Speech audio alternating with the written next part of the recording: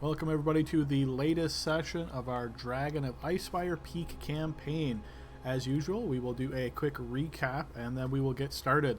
One of our players is absent for the entire session today, and that would be Natalie, who is currently playing Bryn. And we believe another player is just going to be a little bit late. That's Bill playing Kurtu, so hopefully Bill will hop on here in a short period of time and we'll get him rolled right into the campaign. But without further ado, let's go ahead and recap. So we picked up last session with the group being in town in Phandalin. The group had wrapped up some previous activities there, so in the morning it was Finn's doing a shift as a cook in the Stonehill Inn, while the rest of the group came down from their well-deserved slumbers and grabbed a booth and started getting some food cooked by Finn and some of the other wait staff here in the Stonehill Inn, and had a bit of a discussion as far as what exactly to do next. There was the last remaining job posting on the board, which was to head over to a gnome area, this sort of gnome region or gnome cavern complex, you might think of it as, with the intent of letting them know of the dangers of this white dragon in the area. The group had, again, a bit of a brief discussion. Misa had popped in, being out early as well, and eventually the group was getting prepared to make their way to this gnome area. While inside of the Stonehill Inn, however, there was an interesting individual who sort of entered and kind of all eyes on him kind of thing. This was a pretty burly man with a heavy-duty looking crossbow on his back, and he just simply, strode forth to the counter and took a prominent spot there while he kind of minded his own business, but obviously exuding this sort of commanding presence, perhaps is a good way of putting it.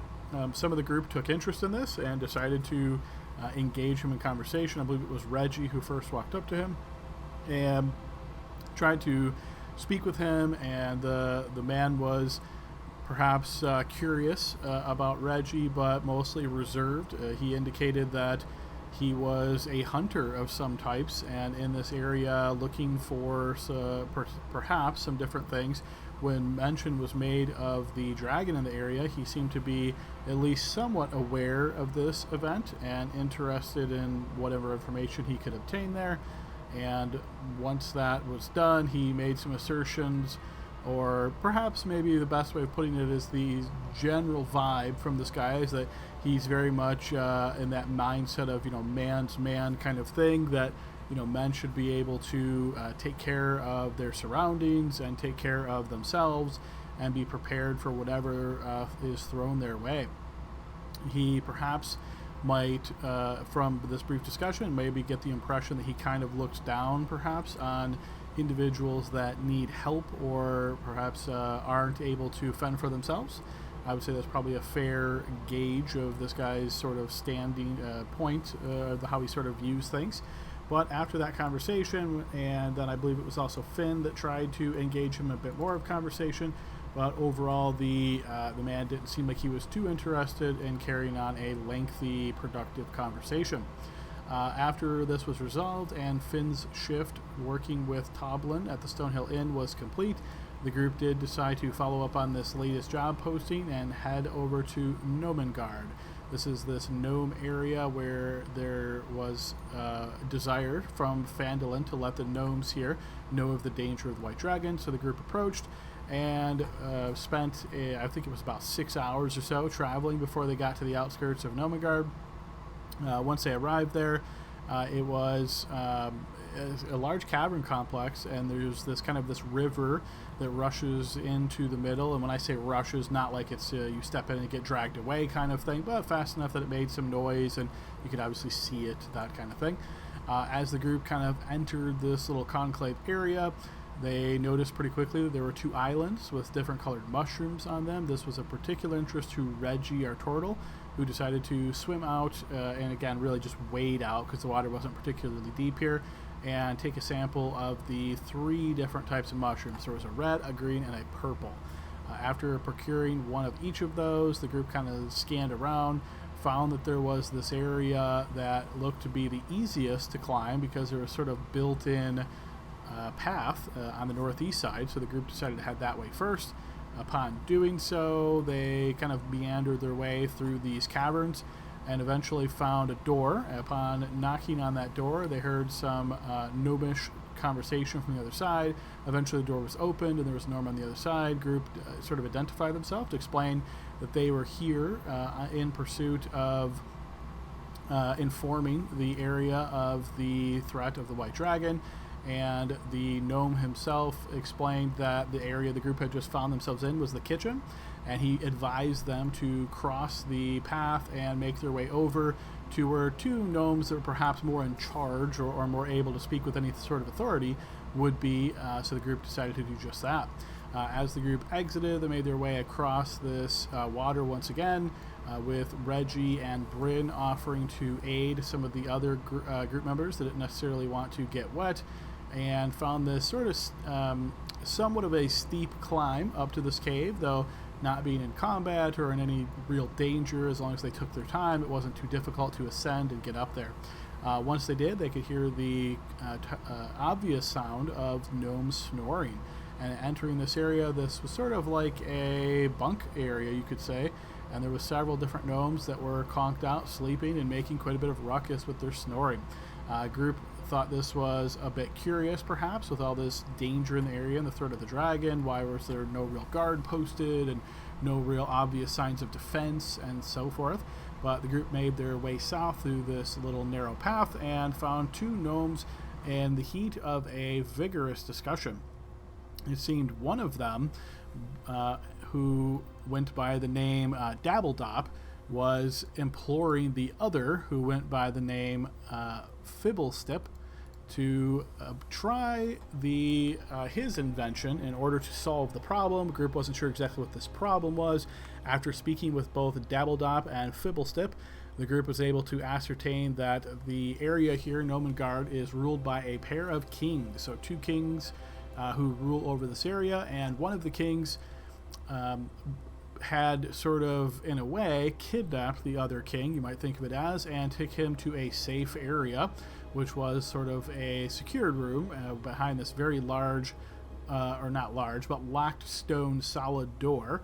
And he had indicated, the Fibblestip and Dabbledop, this duo, had indicated that one of the kings that did this seemed like he perhaps wasn't all there and was acting a bit out of his mind, or off his rocker, as they put it. The group decided, after a brief discussion, one of them again was asking to use his straight jacket, and the other one was asking to deploy his sanity ray in order to try to solve this problem with the insane king.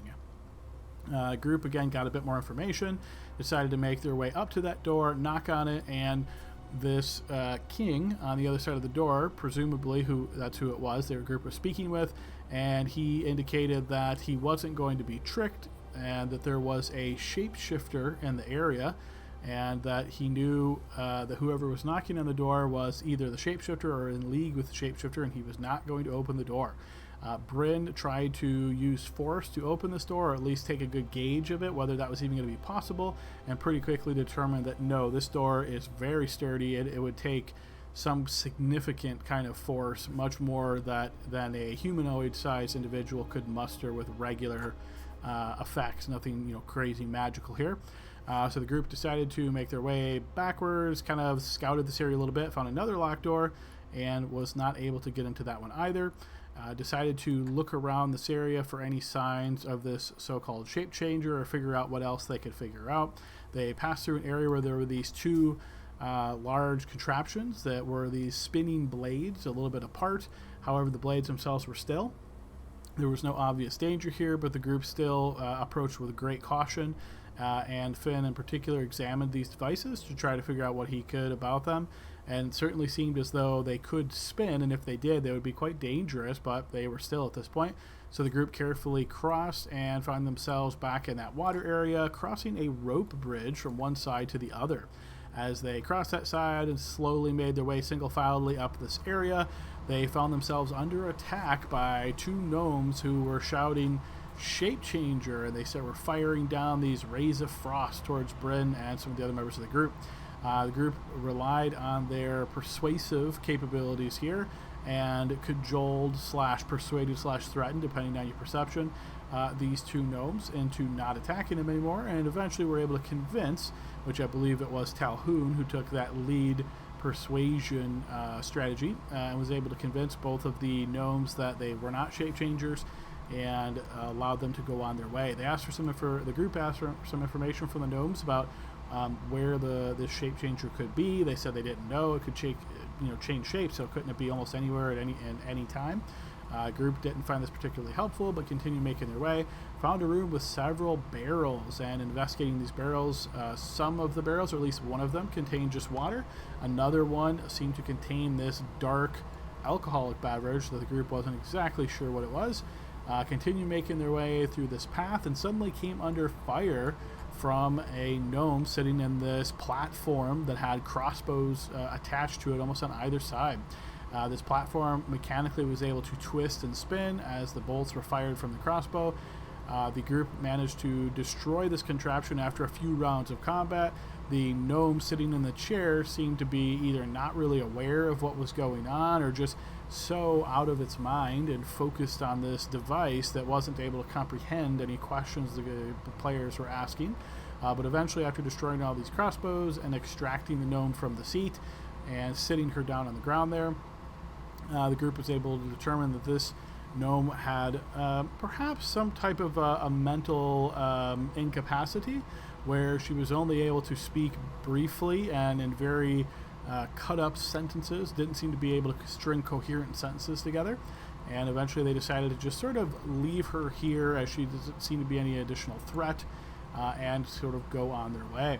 As the group continued on, Maiza stayed back and sort of just tried to speak with this gnome and perhaps do her grandmother act here, as she tries to assist the gnome and see what she can learn about this gnome, who's again not exactly in her right mind.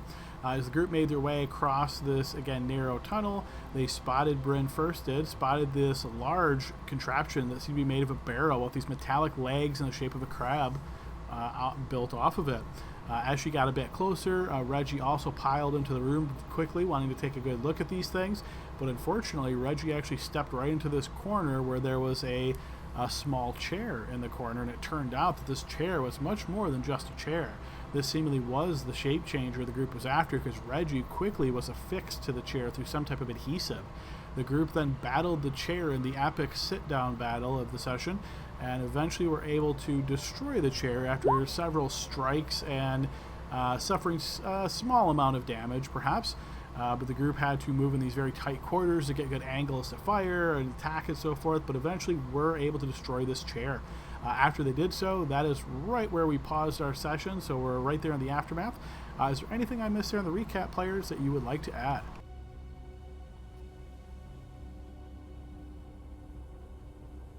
Beautiful as always, man. Alrighty, good deal. So hearing nothing extra, we will go ahead and award inspiration to Reggie for another entry in Reggie's research journal. Thanks for that, Reggie. And we will pick up where we left off last week, guys. So you guys have just destroyed the chair. So when we destroyed it, is the chair itself, is it destroyed or did it change shape? Yes, good question. So you've just destroyed this chair and survived this battle. Looking down at this, obviously, clearly not a chair. You can see that there is some abnormalities to it, as though there's these sticky tendrils that sort of reach out from it. You get the impression almost of like web or something along those lines, and its shape does seem to be a bit of amorphous, as though it's kind of bubbling. Does it have a mouth? Would you like to move it over and try to find a mouth? It was adhesive to my leg, right? Can I pull out one of the extra torches that I have and see if I could try to flip it over? Sure, yeah. As you reach down and try to push this over, go ahead and give me a blind perception check as you're looking this creature up and down for anything out of the ordinary.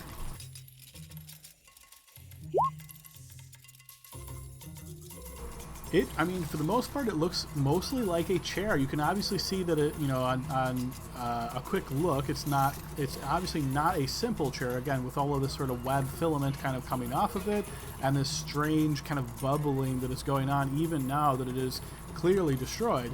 It has this kind of strange bubbling to it, where its shape is just moving slightly, as though maybe a terrifying impression you might get in your head is that there were thousands of tiny insects just under the surface of the chair's exterior.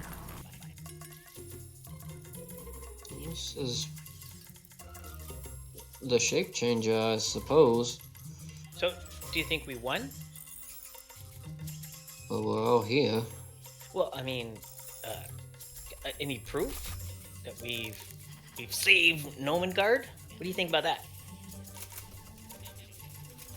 I mean, there's a broken chair monster. We could move its body, show people. Very proud moment. We've freed Nomengard. We've conquered the chair. Hey, Adam, does it look like if we were to try to drag it with rope or something that it may come apart? The rope or the chair? The chair itself. You're saying bubbling over and things. I just want to, in visual, because I'm thinking maybe we could tie a rope to it and start dragging it back to the other gnomes or something. So. Sure, yeah. Give me a blind perception check as well, as you wedge in there a bit, Kurtu, and try to get a better look at this thing. Make sure you have your token selected when you click your blind check.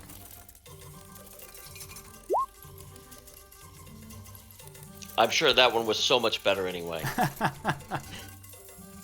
I mean, you see nothing obvious, so I'm going to move you a little bit closer here, Kurtu. You see nothing obvious that would cause you concern for that it would come apart if you started, putting rope around it. I think we need to drag this to the gnomes. And we need to slash every chair we see from now on. Well, I don't know about that, but The sins of one chair justify the massacre of all of them. It could. You don't know. It could. Why take a risk? That's a good idea. We should head back. There's no sense in lingering. You notice Bryn looks at you all and says, "I'm gonna go check on Misa." Okay, bye, Bryn.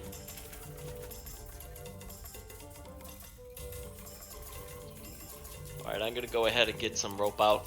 Okay, who wants to tie this to the chairperson? I can help you, but didn't you say you have like a magic you can use? I have magic. Oh, I have lots of magic. Yeah, but I don't have any rope magic. I mean, I can help Oh, you. wait a second. I do. I can blast it. Is that what you mean? Not really. Kurtu, have you ever seen anything like this? You said you lived in a cavern before. Is this a creature you're familiar with? Adam, do I know of any other shape-changing creatures or anything? Give me a blind, I suppose this would be nature check. Kurtu, strong suit, I suppose. You've probably heard stories, and I would assume, like with your association with dragons, and the fact that some individuals or rumors perhaps have already flown about how dragons can change shapes. That's probably the first thing that comes to mind to you. Nothing about a chair, though. Oh, I know dragons can do it. I know they can. I don't know about creatures that turn into chairs, though. I don't know. But I just need the rope tied. Do you have the rope? I mean, I don't have any rope on me. As you guys are fiddling with rope or trying to find this from your pockets, looking around your person for anything that might work for this purpose, all of you are able to notice as these movements in the chair seems to get far more rapid, and you notice the chair actually begins to move. And we find ourselves back in initiative order with Reggie acting first. Okay. I'm gonna smack it again. I mean, I'm still in my symbiotic entity form. So how about a bonus action? I'm going to And what is the duration of that? Remind me. 10 minutes. Oh, okay. Then yeah, certainly that's still active. So I'll bonus action Shillelagh. So I'll put my staff back into the wall and allow some of that moisture to gather back on it and empower my staff. And then I'm going to swing it around and Firebolt it, I guess. No, I pushed the actually- wrong button. Sorry. I was Sorry. No, you're fine, buddy. Actually, after I do the Shillelagh cantrip, I'm going to say, I saw some druids back home. Try this, and I'm going to raise my hand up, and I'm going to cast this at him.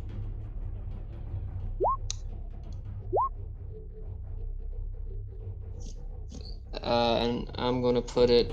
I think it says a silvery beam of pale light shines down in a 5-foot radius, 40-foot high cylinder. Yes. Where would you like to put that radius? I'm gonna put it right on top of the chair.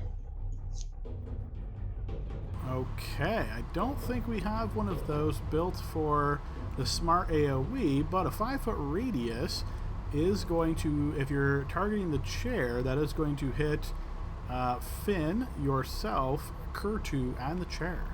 Oh, so I didn't read that all the way. 5-foot radius. My bad. I thought that meant just a 5-foot spot, like a single spot.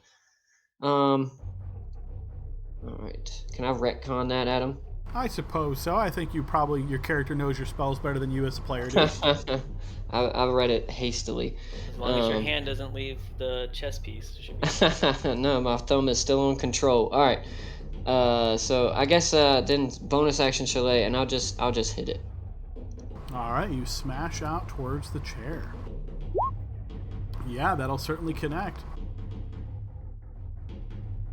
I got my symbiotic entity clicked. Boom. All right, your shillelagh enhanced quarterstaff smashes into the chair. You can hear a little bit of a fracture from it. Okay, I'm gonna say, okay, everybody, get back. I have an idea. And it may take a swipe at me, but I'm gonna try to scoot back. As you try to scoot back, it will indeed. I will need a defensive roll from you, please.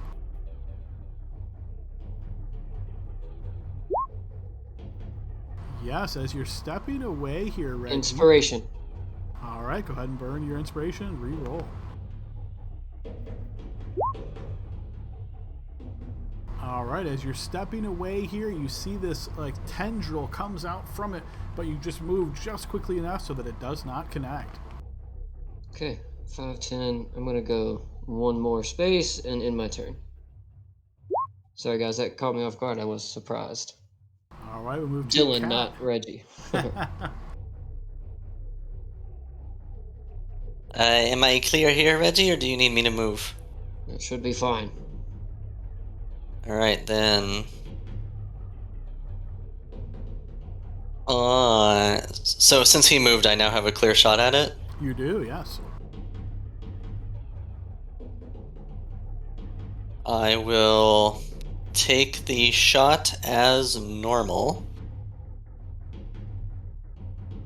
So where did my character sheet go? There it is.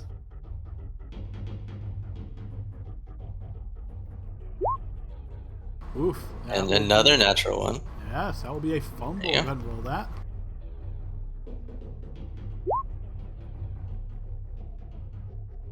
Okay, so as you try to pull a bolt out, as you're trying to get ready to sort of load and fire, you can think of this as perhaps the bolt that you were firing, shoots, misses, and the rest of your bolts are now tangled up, and you have to use an action in order to organize the case before you can make another range attack with this weapon.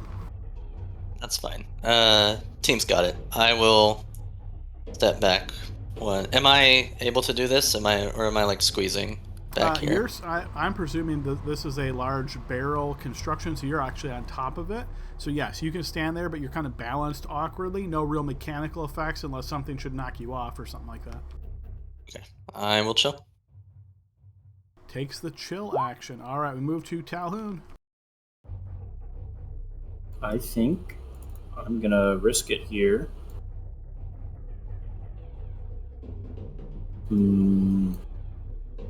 So wait, do we know that Reggie's gonna try to use that spell? All you heard Reggie say was, "I've got an idea. Step back." Okay, all right, cool. I'm just gonna nod in approval, take the dodge action. Okay, we move to Finn. Okay, Finnegan, seeing that the chair tried to lash out at Reggie as he left, and assuming that this chair doesn't have legendary actions, I'm gonna move 5 here and 5 here, and then I'm gonna get out my lighter and blow on it and cast Firebolt at it.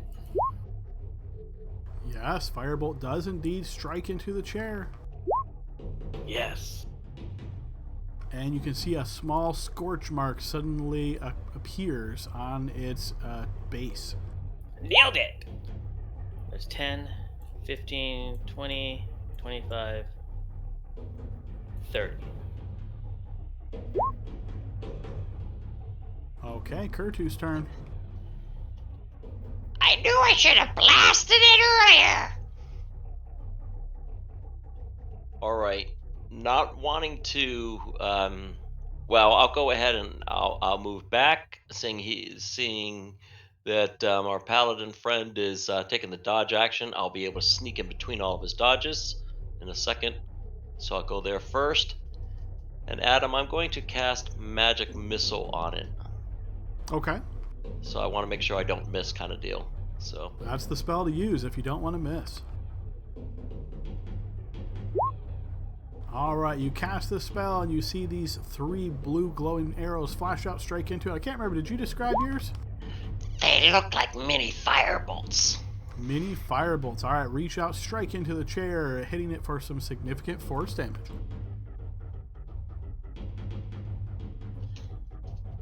Kill the evil chair again. and I'll end my turn. How many do you get?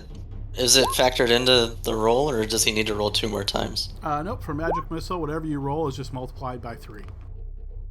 Okay. All right, you notice now that the chair moves in a very awkward gait as its legs start moving across the ground.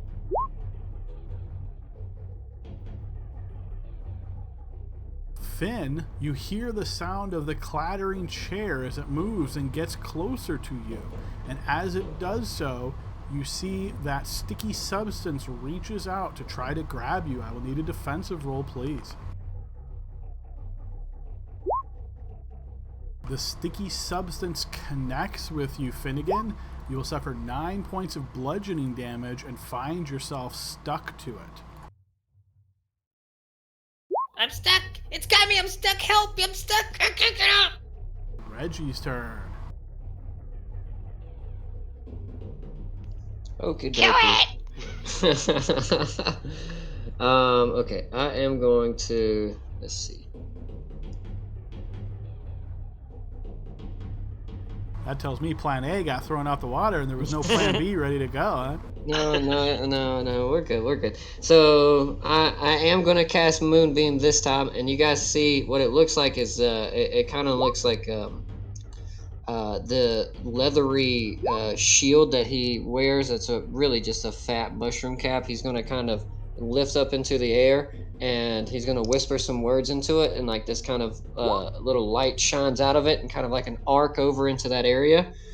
And I'm gonna put it in this spot behind it, Adam. Okay, alright, so you conjure this up and it will hit these 4 squares. Does it have... I don't think it has a little AoE thing, does it? Unfortunately not. For whatever reason, that one wasn't built in, but I went ahead and put the little box there. I believe this doesn't take effect, though, until they start their turn. No, it just says, for the first time on a turn or When a creature enters the spell area for the first time on a turn or starts its turn there, it is engulfed in ghostly flames. Yes. Okay, so you've conjured this up and you are concentrating on the moonbeam. Anything else on your turn? No, not for now. Okay, we'll move to Cat's turn. Well, I'll shout, don't step in the light!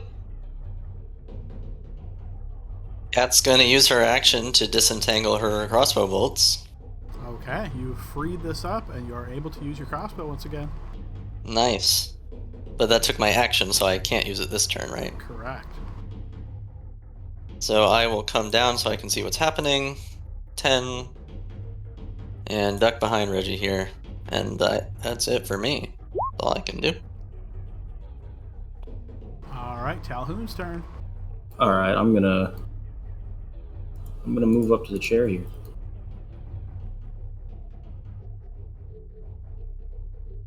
And I'm far enough away where I won't be affected by the moonbeam, correct? I don't know. You see this area of silverly light. Are you trying to swing your arms through that area in order to strike at it? Now, if he only had a lance, he'd be able to hit Yeah, him. like if only I had a lance. I was thinking the same thing. No, I was thinking that earlier, but if only I had a lance. You You can know just what? drag that thing around behind you everywhere we go. Yeah. And you know what? I think I'm gonna do it. All right, so you'd like to try to make a swing at it? Yeah. All right, go ahead and throw a Constitution saving throw at advantage. Okay, you will succeed on the save, suffering only half damage. So as your arms swing into this area, you are burned by some radiant light, suffering 4 points of radiant damage. Then you can go ahead and make your attack, which misses wildly. Took 4 points of damage.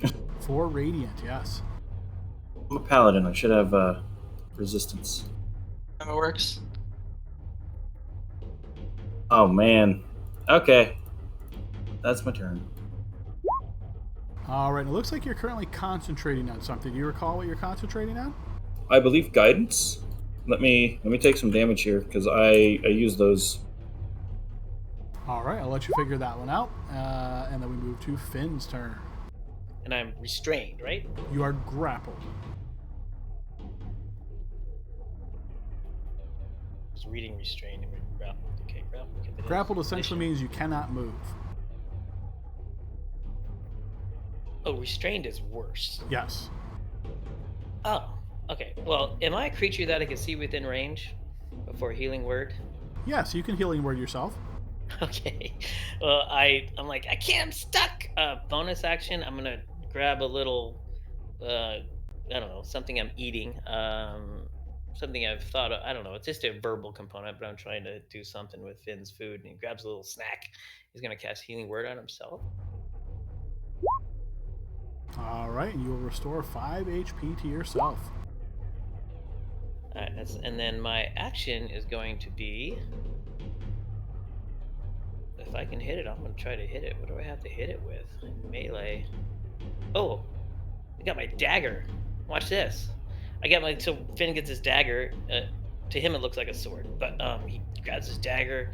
He goes, "Let go of me!" And he's gonna start to stabby at the chair. As you swing at the chair, go ahead and give me a Constitution saving throw. All day. All right, you feel this ghostly light penetrate into you, and you suffer 4 points of radiant damage. Your attack with your dagger then does indeed connect. Go ahead and roll a piercing crit.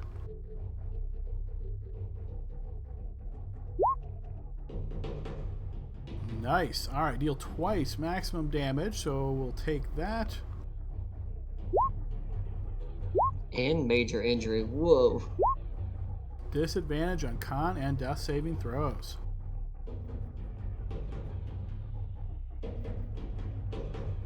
Yeah, so this dagger punctures in, splintering the chair badly as you've scored a significant strike right on the seat.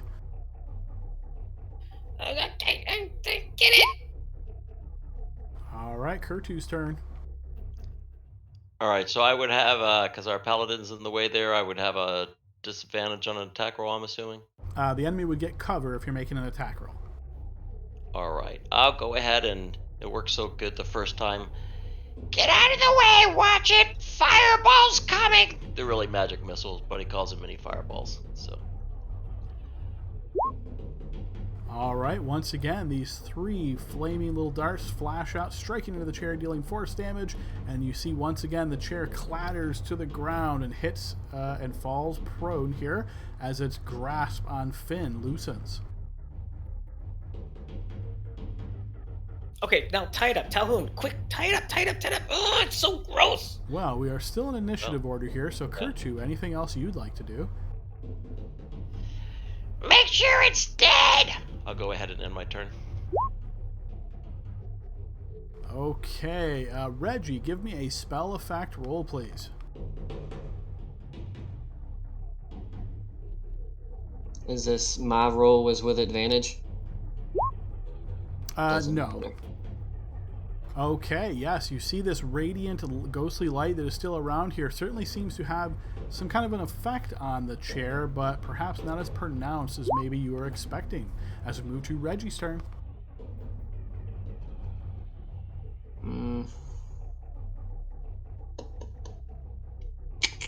Yeah, I'm gonna just take the dodge action. Okay, you dodge as we move to Cat's turn. I mean, there's nothing I can do, I don't think, without going into the light. So, I guess we just let it burn. So I will also take the dodge action and just see what happens. Okay, Calhoun. I wish I had my lance, because that burnt. Yeah, I think I'm gonna take the dodge action as well. Okay, you post up here, dodging. Finn. Well, I'm gonna move 5, 10, 15, 20, 25. See. And here I'm gonna take a dodge action. Okay, Kurtu. Big man, you're still in my way! I'm gonna shoot the fire bolt anyway. I'm hoping I don't hit you! Nat 1. Your firebolt is at disadvantage due to the creature being prone, but even with cover, it still manages to connect. And as this fire strikes into the chair, you notice it is engulfed in flames. And you can see it actually writhes a bit here on the ground, clattering as it does so, and then stops moving entirely. We are out of combat, guys. We killed the chair again! I mean, we get twice the experience. Yeah, we're racking it up. Let it spawn again. Spawn camp it. we found a good spawn camp. Yeah. I wanna keep Moonbeam up for just a bit, just in case it tries to pop back up again at him, or maybe the light will do something to it.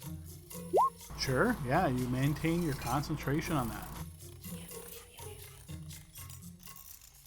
Does the spell like do anything about its form, or is this literally a chair monster?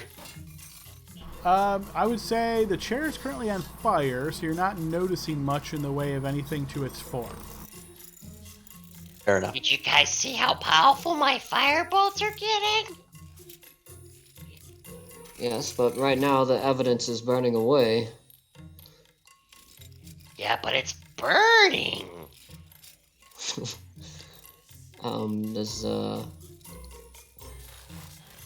Well, I mean, I do have something I can do, but I'm running low on spells.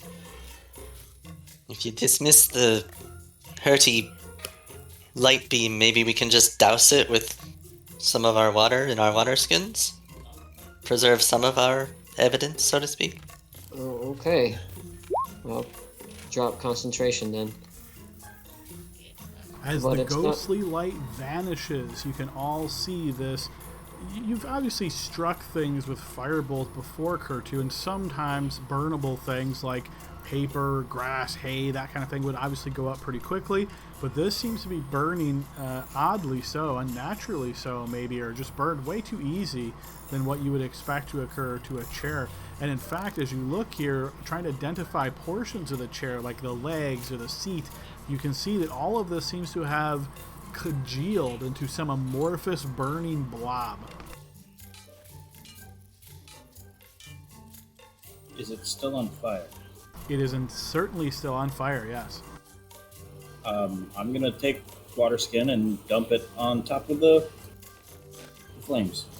All right, so you take a hand off that great sword, look around in your backpack for a water skin, get it to hand, uncork it, pour some water down on this amorphous blob, and it takes a bit, but eventually you are able to put out the flames here using an entire water skin. As you do, you're looking at a black ball of goop is all that remains. Is it moving in any way, or did we kill it for real this time? From where you're standing, Cat, you don't see it moving at all. Hey, Talhoun, is it still moving, or is it is it dead for good? I'm not sure, and I'm gonna poke it with my sword. As you poke it with your sword, you remember when you first thought it was destroyed, quotes, air quotes, you saw these movements underneath it, like though there were many different insects or beetles or something underneath the exterior of the chair. Now you just see this black blob of amorphous sort of goo, and you see no movement inside of it at all. So it's like a liquid now. More like think of it like Jello, perhaps. Mission accomplished, I think.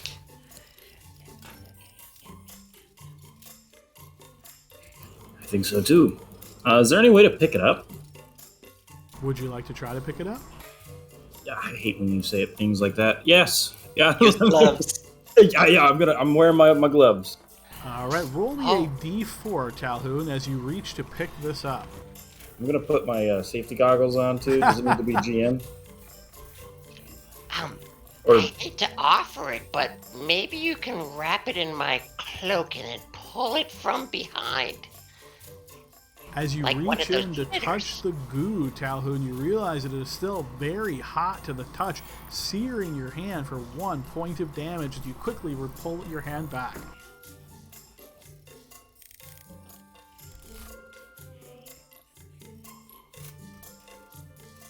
it's hot. And it was just on fire. Perhaps we just wait around for it to cool off a bit? I don't know. Maybe we're going about this backwards. Why should we bring the creature to the gnomes? Why don't we bring the gnomes to the creature? Nobody Because will the follow gnomes us. have barricaded themselves in that room that we can't Not get those to. 2 others that were back there. But, are they going to believe us? I mean, look at that. Well, we can show them Talhoun's burns. Maybe we could show them the burning creature if we hurry. I'm gonna yell down this corridor. I'm gonna step back here. I don't know if they can't see me off map. I'm gonna yell, "We found him! We killed the shapeshifter! He's over here in a big glob! We did it! Everything's fine!" You see Misa steps up into the hallway and says, "Oh my goodness, way to go! This is truly a great accomplishment, Finnegan." Yeah, it grabbed me, but I stabbed it with my blade, my sword, and I think I critically hit it.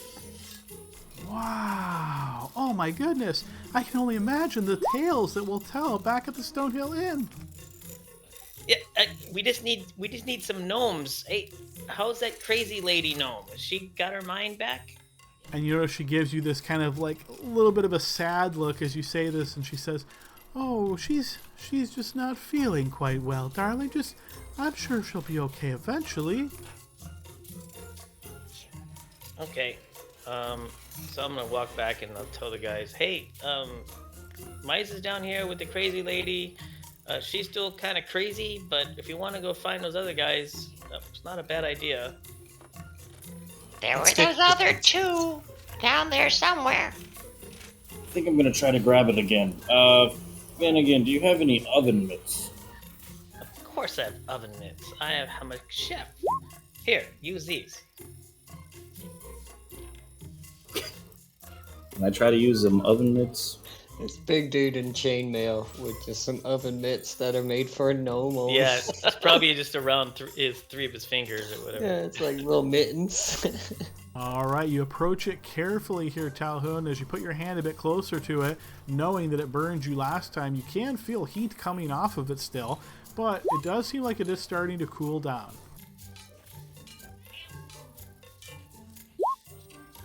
Cool. So yeah, then I guess I'll pick it up and hold it very gently with the oven mitts. As you pick it up, you realize, like a goo, like you kind of get it in hand and it starts slipping right through where your hands are joined, either on the outsides or in the middle, if there's any gap there whatsoever. It's like a thick, like molasses kind of gooey syrup. Yeah, I don't think we're going to be able to present evidence. Hey, Adam, I'm gonna grab my alchemist supplies, and I have 9 vials left. Can I put my little safety goggles on and my alchemist supplies and try to gather some of that goo in a vial with my sword, my dagger? I mean, yeah, you certainly could, but you think it's going to take you quite a bit of time here because this stuff is just sticking to everything, right? So as you like take a vial out, put it out like your dagger, and try to like put some out, it sticks to your dagger. Then you're kind of like shaking it, trying to get it into the vial. I mean, looks like it's going to take you quite a bit of time to fill up 9 vials of this stuff. Oh, I don't want 9. No, just 1 vial. It kind of reminds me of like tar you'd put on a roof or something, right? Somewhat similar to that, yeah. Okay, all right, so we'll say 1 vial. to get a single vial, I'm going to say it's going to take you 5 minutes here of careful work and making sure not to get stuck to yourself. And yes, you can have a vial of goo. Got it. And I Maybe put my goggles off. Got it. Maybe we could put the rest of it on I think somebody bought tents. Maybe we could use the tent flaps or something, and you just roll it on the tent flap. Oh, we just need to get those 2 guys over here to see it. Come on, let's go. Yep.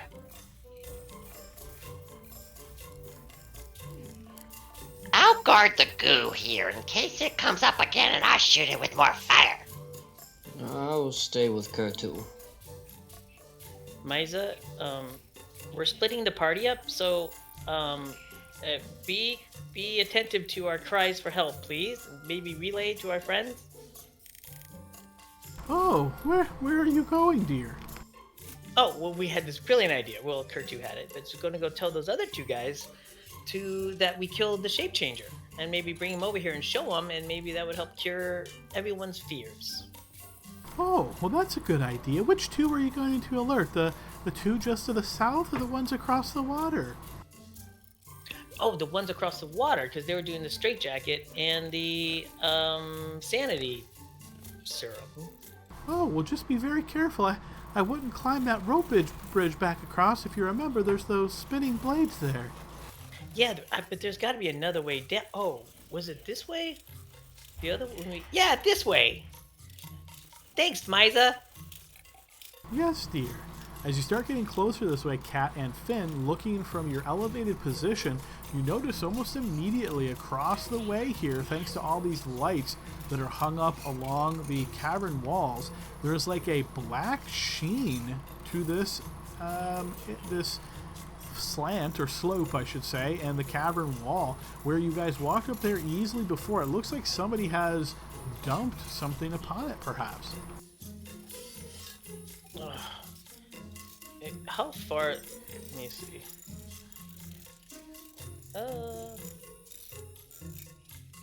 Hey guys, over here! It's Finn. Remember me? Can you hear me? As you're calling out to the west over there, you can spot just at the edge of your vision a sleeping gnome. As you call out, you hear no response.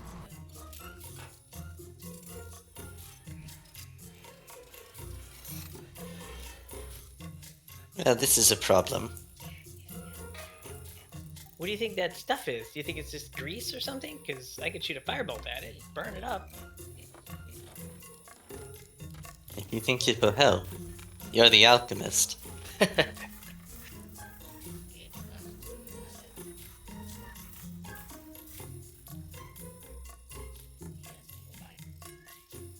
I'm gonna climb down to here. I didn't have the button pressed. Using the walkway. Okay, yep. Okay, Cat, I'm gonna get a closer look. I hate getting my feet wet. Alright, you step across the narrow walkway here. Being a gnome, you can feel this water is a bit strong, but perhaps being prepared for it. No real issues there where you enter the water. Alright, I'm gonna get...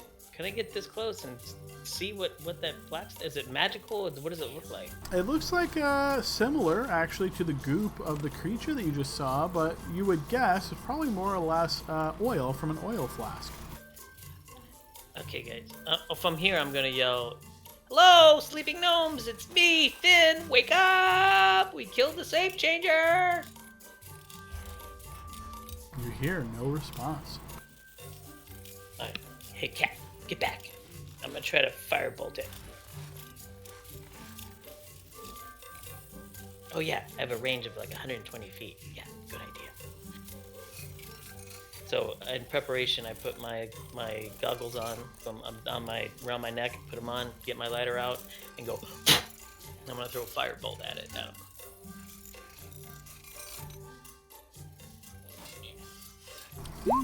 Okay, let's see. A creature or object within range. I guess oil would probably... It's not... Yeah, we'll call that an object. I suppose that makes sense.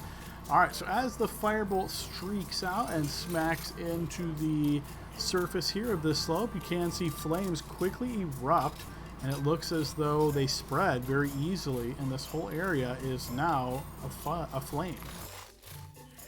It's dirt though, right? Underneath of it is more of like a rocky surface, yeah. Yeah. Does it look like it's gonna burn out eventually? Yeah, you would presume it will eventually. Hello? Can you hear me now, sleeping gnomes? Still no response. We're just gonna have to go up there when the flames subside. I hate waiting. Oh, what's this? Mushrooms?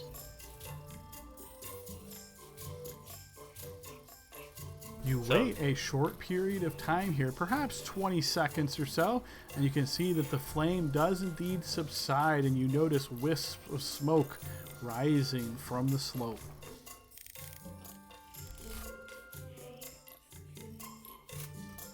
Oh, Cat, you saw that. Whew. You're so perceptive.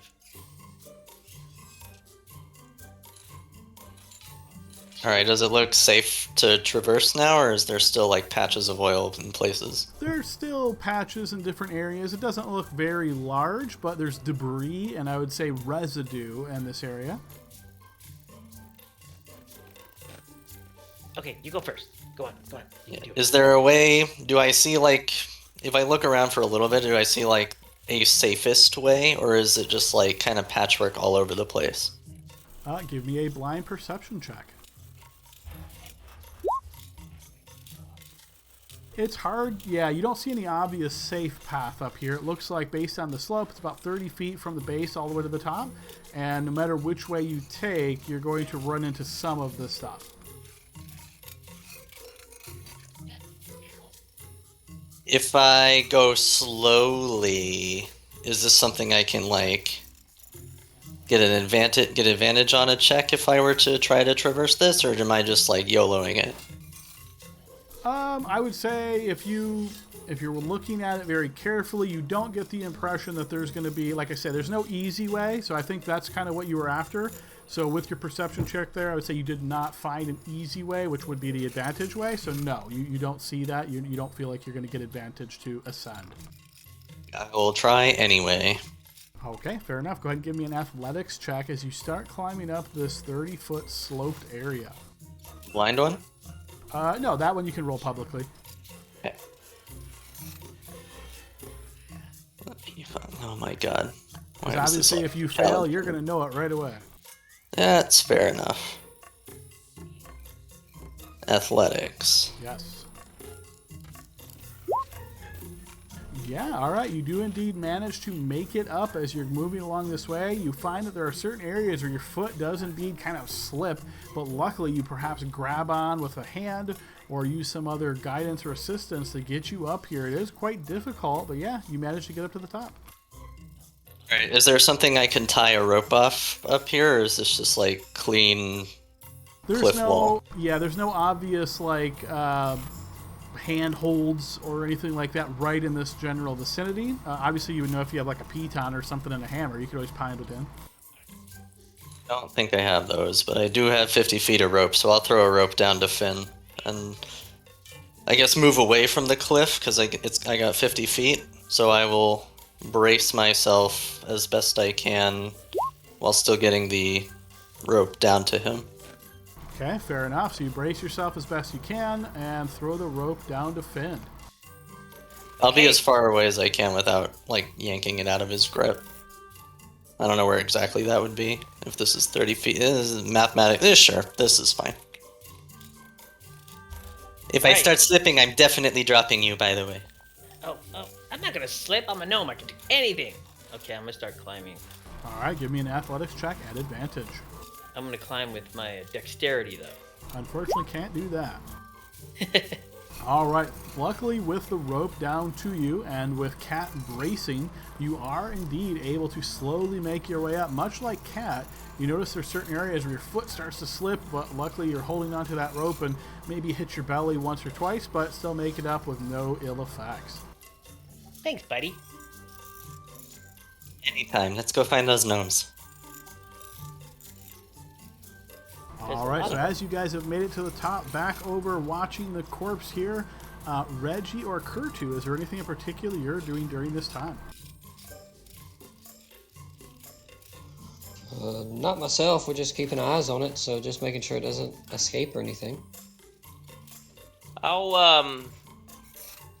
kind of take a look over here, start looking around at him, just kind of curious stuff. Nothing special.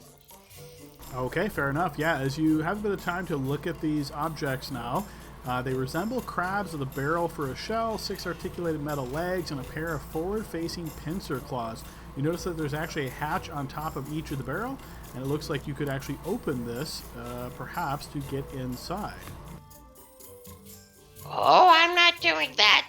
These gnomes have already proven to me that they're dangerous with their tools. I'm not risking it. All right, so you just take a bit of an interest as you're looking at these objects. Calhoun, anything you're doing during this time? Guarding this thing, All making right, sure nothing happens to it. fair enough. Eyes focused on the creature there that is still not moved. We will slide back over to Finn and Kat, who are making their way over the other side. Are they still sleeping? Wow. There's a bunch of them. Are they all sleeping, Adam? They are, yes. Oh, we snuck by. Oh, cat knows. Okay, alright. Shh. Kat, as you're making your way down this hallway, you notice Fibblestip and Dabbledop once again. Both of them are actually wearing these strange looking like goggles and have these conical helmets on their heads, and you can see them kind of like shouting to one another. You get the impression that likely their hearing is a bit impacted by these very large helmets, but each one is like walking and tapping on their chin and looking to the sky, and you can hear them saying like, but we have to think about the arc of it. And they're kind of going back and forth, exploring these different and yelling at each other. What was that? And asking to repeat and so forth. Are they just talking to each other, or do they have, like, cattle prods and shit in their hands? Like, if I walk up, am I gonna get stabbed? No, you don't think so. They're engaged in a very loud sort of academic debate. Hey, guys. You notice Dabbledop, the one to your south, kind of stops and looks at you and rubs his little hand on his goggle lenses and looks and says, "Yeah, what?" Hey, we killed the shape changer. You see he looks at you and says, "What did it look like?" Well, right now or before? Before. It was disguised as a chair. It is now very much not a chair. I don't know exactly what it is, but maybe the scientific minds such as yourselves would be interested in looking at it. and you notice he taps on his chin. A chair! Oh my goodness! Wow, no wonder we didn't spot it. Yeah, I'll take a look at it. Where was it?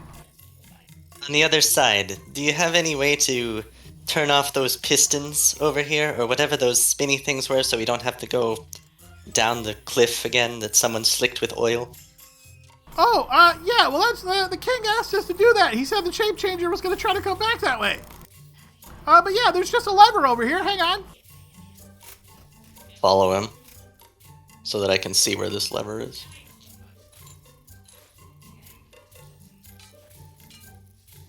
All right, you notice he makes his way over to this corner area here and interacting with the wall where to the plain eye, I should say, you don't see anything obvious, but you see he sort of manipulates it here and shifts this little panel backwards, and there is indeed a lever here.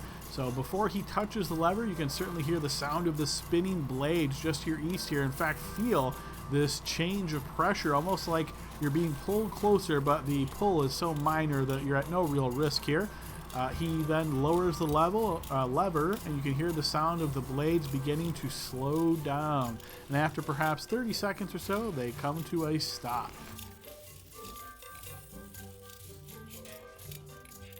All right, come on.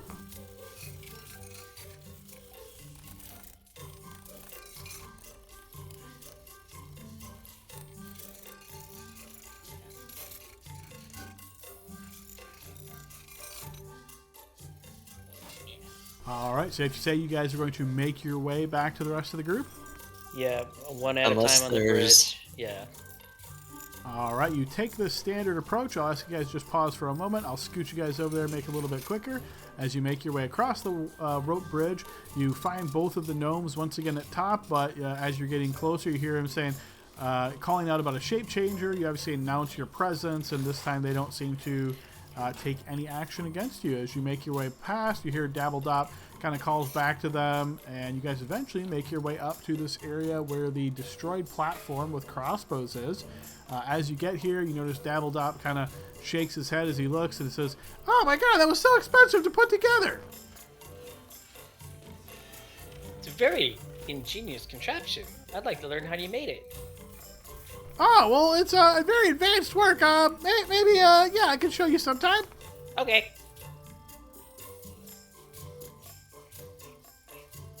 You see he steps past Mizo with a little bit of a smile. Excuse me, ma'am.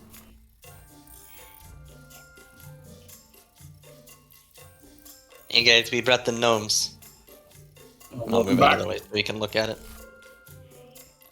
All right, yeah, as you guys get over to this area, you notice Dabbledop is very curious as he approaches, and he looks down at this strange-looking goop. He carefully steps around it, and you see he actually fiddles with this little, like, side pocket, and he pulls out this little tiny monocle, puts it up to his eye, rubs it real carefully. You see he gets down as he's looking at it, and you see he kind of, like, grabs to his chin. Then he pulls out this small, like, almost looks like a wooden wand, but much more plain, and kind of pokes at it and gets a little bit of the residue, this goo at the end of the stick. And you see he looks at it, kind of turns it around, and he seems to be looking at it very carefully. I'm very curious. I'll have to study this, but gee, I wonder where this came from. It's what's left of the shapeshifter. Well, yeah, I assumed that much, but, like, why did it come here? And where was it before it came here? Are there any other entrances into your cavern? Mines or anything like that? Not that I know of. It could have been here all this time then. You said there's been a few people who have gone missing here and there. Maybe it was hungry and wanted to eat the king this time, but it was saved by the other king. Maybe he's not mad, just scared.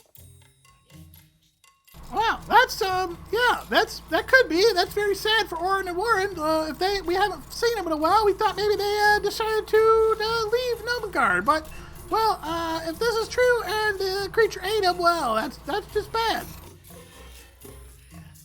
I'm sure after your analysis, maybe of its stomach contents, if you can find that, maybe you'll find for sure that your fellow gnomes are deceased. But it was shaped as a chair. We attacked it. We thought we had beat it down. It came back. It attacked again. So you may want to just go around, make sure there's no other ones lingering, extra ones or anything. You see he looks towards you with like this shocked look on his face. Examine its stomach contents. It's just goop. There's nothing here. Look at this stuff. I don't think we're going to find much of anything in this, but... So you say it was a chair, and, interesting. It hates fire. Would you like me to go around and start torching some of your furniture to make sure it doesn't wake in that there's no more? No, I think that's fine. We'll have to do a good check around here and make sure there's nothing else that's out of the ordinary, but I can't imagine there's two of these creatures around. It's not like, well, I guess we'll find out, but I don't imagine that. But somebody needs to tell the kings. Maybe we'll go with you. I don't think the kings trust us very much. To talk to the king. I mean, I'm sure our story plus your witnessing will be more than enough to get that door opened so we can make sure everybody's okay. I don't know. He seemed pretty convinced, but we'll have to try to convince him. We'll follow you. Okay, and yeah, it looks like Dabbledop will make his way back over to where the king's quarters are. And is everybody going along? Yep. Yeah, we'll make sure we gather Maza and Bryn also. Bryn is not in anywhere obviously to be seen. As you ask Miza, she explains that Bryn made her way back over to the room with all of the barrels and that strange alcoholic beverage. As you just kind of pop in there, you notice Bryn lying on the ground with an empty barrel alongside of this and kind of scattered all about. Alright, so fast traveling, you guys. Hold up one sec, guys. As you guys, I'm going to just put you all together to make it easier to move. Alright, so as you follow Dabbledop back across the rope bridge, past the blades, you find yourself eventually back over in this room with him and his associate.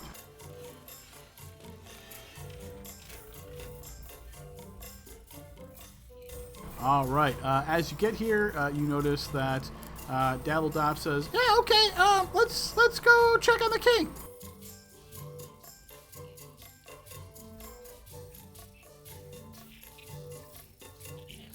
Lead the way. It was this way.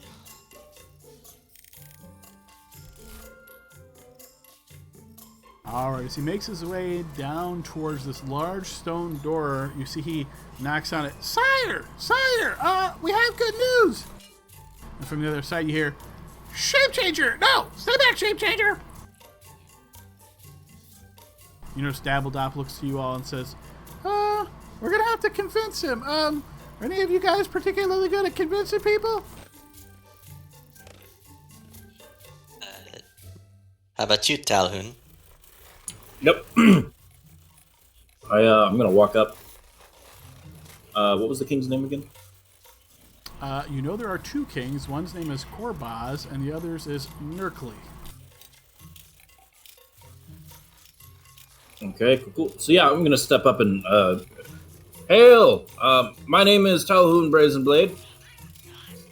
I am a Dawnbringer of Lathander. We come to bring news of the shapeshifter. It has been slain and taken care of. All right, you make this pronouncement through the doorway. You hear some like sputtering, and then you hear. Go ahead and give me a persuasion check here, blind Talhoun. You hear the sound of like cranking and turning as suddenly this large door is opened just a hair. Ethan, do you have that vial of its remains? Maybe Yes, he'll recognize it. Yes, I do. Here, pass it along. And we have his friend that could vouch for it. He saw it too. Remember, just his own gnome saw it. As the doors open just this bit, and you notice a gnome wearing a jagged metal crown and a patchwork cloak. He is looking at you, Talhoun, and you see he eyes you up and down, and you can see this sort of like fervid look in his face as his eyes are kind of like scanning you, moving very quickly. It's dead, you say? Aye, and I brandish the vial. You see, when we slayed it, it turned into a black goop. It's kind of gross. I'm gonna show him the vial. You see he eyes it a bit suspiciously, looks back towards you, his eyes narrowing a bit, and then finally it's almost as though realization dawns upon him and he takes this long breath. Oh, finally, it's over! Oh, goodness! Nurkly, it's safe! We can come out now! You see he heads over and you notice as he steps back in this apportioned bedroom, you notice there is another gnome wearing a similar metal crown and a similar patchwork cloak sitting in this chair, but you notice him kind of like moving, like he's almost trying to scurry on his bottom on this chair. It looks as though he's kind of stuck to it. And you see the first king that makes his way over towards this chair where the other king is sitting. He says, "Oh, right, it's safe to let you go now, so stay there just a minute." And with this, you see he starts reaching into his pack at his side, and he pulls out this vial, and you see he pops off the stopper and kind of pours some of it on the chair, and you notice the one that is stuck there actually is able to suddenly shift off and move, and the two of them, you see the one that is kind of stuck to the chair, he kind of like has this like sad look in his face perhaps of somebody, you know, who is very concerned about, and the two of them embrace, and you can hear these sort of quiet speakings of, you know, everything's fine now, it's okay, you don't have to worry anymore, and this goes on for a bit of time. So he was stuck in a chair? I kind of got lost in that description. That seemed like a lot of information. Yes, he was. Talhoun, was he stuck in a chair? I can't even see it all, but I mean that's odd. And we'll whisper back to Kurtu and Reggie. I think one of the kings was stuck in a chair, like I was. Question. I'm gonna raise one of my hands. Question. That chair of yours. What makes it sticky? And you notice the king that was stuck there, as he's sort of holding the other king's head to his chest, he looks towards you, and you see he shakes his head slowly, and he says, "It's okay. You see, Korbaz, he was worried that I would be brave and try to leave this area, so he used some of his chemical to stick me to the chair. But he has this other chemical to free me, and I'm free now." Is there any other chairs like that?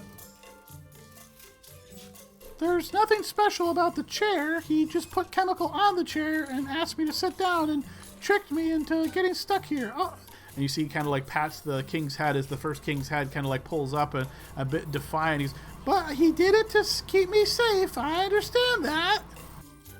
Yeah, can I make an insight check? Sure, on which of them? And what is it you're trying to insight? Basically, I kind of want to know, like, what they know, like why,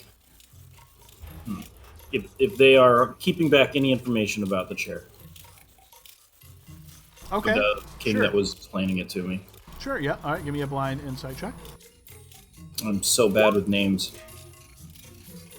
You get the impression in this exchange that goes back and forth that Korbaz, who is the king, this king, who's stuck Nurkly, this king, to the chair, was just out of his mind, perhaps temporarily, in abject fear that this shape changer would eat his beloved Nurkly, and so he used a contraption that he had to actually stick him to the chair. You don't get any sense that there's any deception going on here. You almost feel like you're, you know, kind of witnessing a private domestic moment of this very heightened sense of alert between these two kings.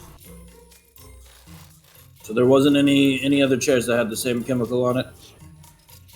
And you notice Nurkly shakes his head and says, "Oh no, it's this chemical that he makes. He's a very talented and gifted alchemist." Okay. Well, the shapeshifter has been dispatched then. Oh, well, that's very good. Thank you. If you don't mind, please exit out Dabbledop. Take our friends here back out to the workshop area. I will be there to speak with you momentarily. And you see Dabbledop. Yes, sir. I'll take him. Come on, everybody.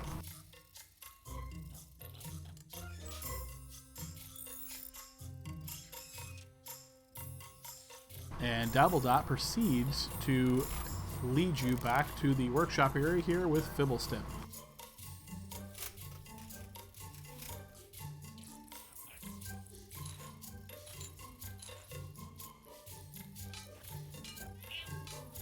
So, hey, what were those barrels that looked like spiders? That was pretty cool. Were those things you could drive around? Does it have like mechanisms to drive it around? You see Fibblestip looks toward you and says, "Why, yes! In fact, that is one of my inventions. I call it the Crave-Bot-O-Motomer." Oh my gosh, it's so cool! Is it operational? Can you show me one day? Of course it's operational. I designed it specifically to move through these narrow hallways. Just in case, we need some heavy labor. We're not known for our really big lifting prowess. Wow. How do I get my hands on one? Good luck, buddy. Well, it's just gnomish humor. Just trying to get a leg up. As you're chatting briefly, you notice Nerkly enters the workshop area, and you see he looks at you and says, "Thank you once again. I'm very sorry about everything that has occurred here. Your efforts are very much appreciated. I should have asked this previously, but now that I have a chance to breathe and things are hopefully calming down a bit, I presume you're all from Phandalin." Safe assumption. We were asked to come here to see if the gnomes had any sort of objects or weapons that might be used against the dragon that has been terrorizing the area for some time now. It doesn't have to be a weapon against the dragon. It could be something to make the dragon friendly, too. Dragon? There's a dragon in the area? Yes. Not this area, but, up near Around. Phandalin, of course. It flies. We actually fought one. We fought it, didn't we, guys? Remember? It was a white one. It doesn't happen to be like a baby dragon, does it? I don't think it was a baby, but I think it can get bigger. Adam, with my background and everything, would I be able to say it was this type of an aged dragon? Give me an Arcana check or two. I'll give you advantage on this based on your familiarity with dragons. And that'll be a blind check, of course. Yes, you would guess that the dragon was likely considered a young dragon. It was a young dragon. It's a white dragon. They're kind of feisty. But it wasn't like a gold dragon, because those are the best kind of dragons. But it was a white young dragon, and they're asking us to make sure that it doesn't bother the citizens of Phandalin anymore. And you notice Nerkly nods as he kind of looks around and kind of scratches at his shoulder here. That's very strange.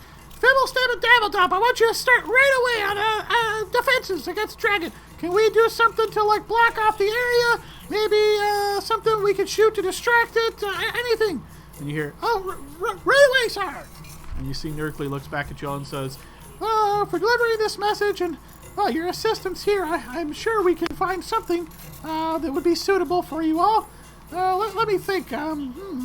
We have a couple items that we could perhaps give to you. I don't know how much use they're going to be against a dragon, but maybe they will pacify your town leadership. Well, we'll say your javelin turret thing. Put 3 or 4 of them in Phandalin. That'd be wonderful. Javelin thing? Phandalin didn't come down here and do that, though. Phandalin didn't. We did.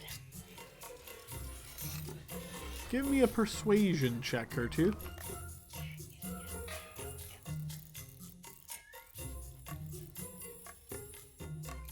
Yeah, hold You on. see- Gotta blind check that. Hold on. Oh yeah, I was gonna say I had the previous one from you. Yeah, You see, sorry. he looks towards you, and as he kind of does so, narrowing his eyes a bit, he says, "Oh, I see the mercenary type, looking for some payment. Okay, sure. Well, I'll tell you what, I'll give you the things, and you can decide if you give them back to your leadership." You are too good to us. Thank you, my friend.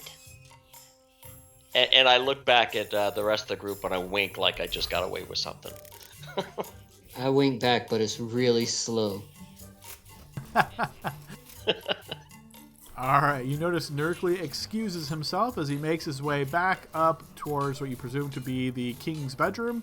And after perhaps 10 or so minutes, you guys just kind of here in the workshop, and you can see Dabbledop and Fibblestip kind of fiddling with different things here, and perhaps mentioning, as people are like, well, what's that? They're kind of calling out this really strange information. A lot of these inventions seem to have very odd purposes, and most of them are semi-complete or not even close to complete yet. But a few of them kind of stick out more notably, specifically this sanity ray and the straitjacket that were mentioned previously seem to be almost discarded haphazardly, as it seems as though the need for them is essentially gone at this point. But as they're kind of, semi-demonstrating some of their other things, you notice Nerkly then walks back into the room. As he does so, you can see he's actually holding on to two objects in his hand. As he's getting a bit closer, one looks to be a hat and one looks to be a wand. And he hands them both over to Talhoun, and he says, "I suppose these will have to do. This is what we have to give. I hope it's enough."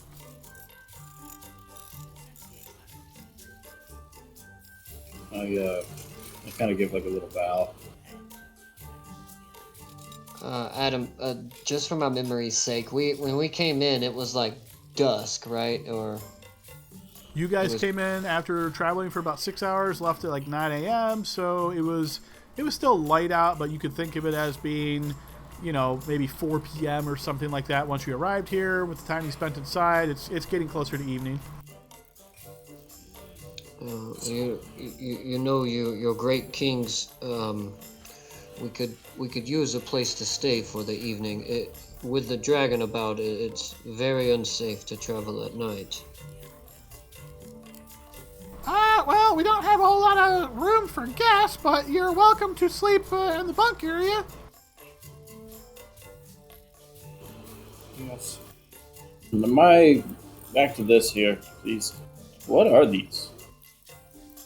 Well, that there, you see he points towards the hat. That's a hat of wizardry. It's like for, your wizard people. And the other one, that's a wand of pyrotechnics.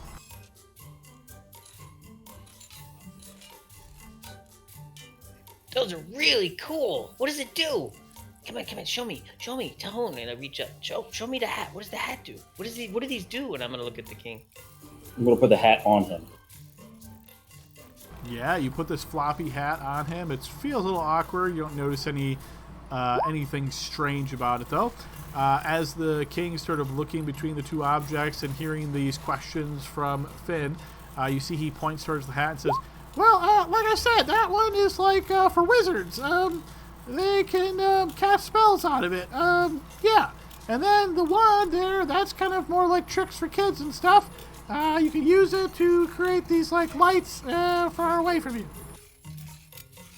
Wow, it's really cool. And I lift my hat up.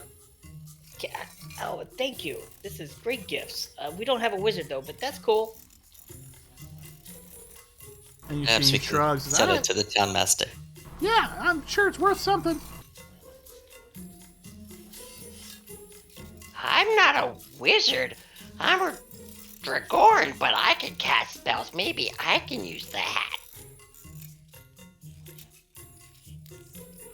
And you can too, Finn. I think. Oh, I don't know if that lighter of yours is a spellcaster. Oh, I cast spells, but it's augmented by my creative abilities. Oh, we can check it out later on, and maybe we'll have flip some dragon bones for it. No, I don't care. Doesn't matter to me. I kind of like this wand. It sounds pretty cool. You can throw Pyrotechnics. That's kind of like fireworks, right?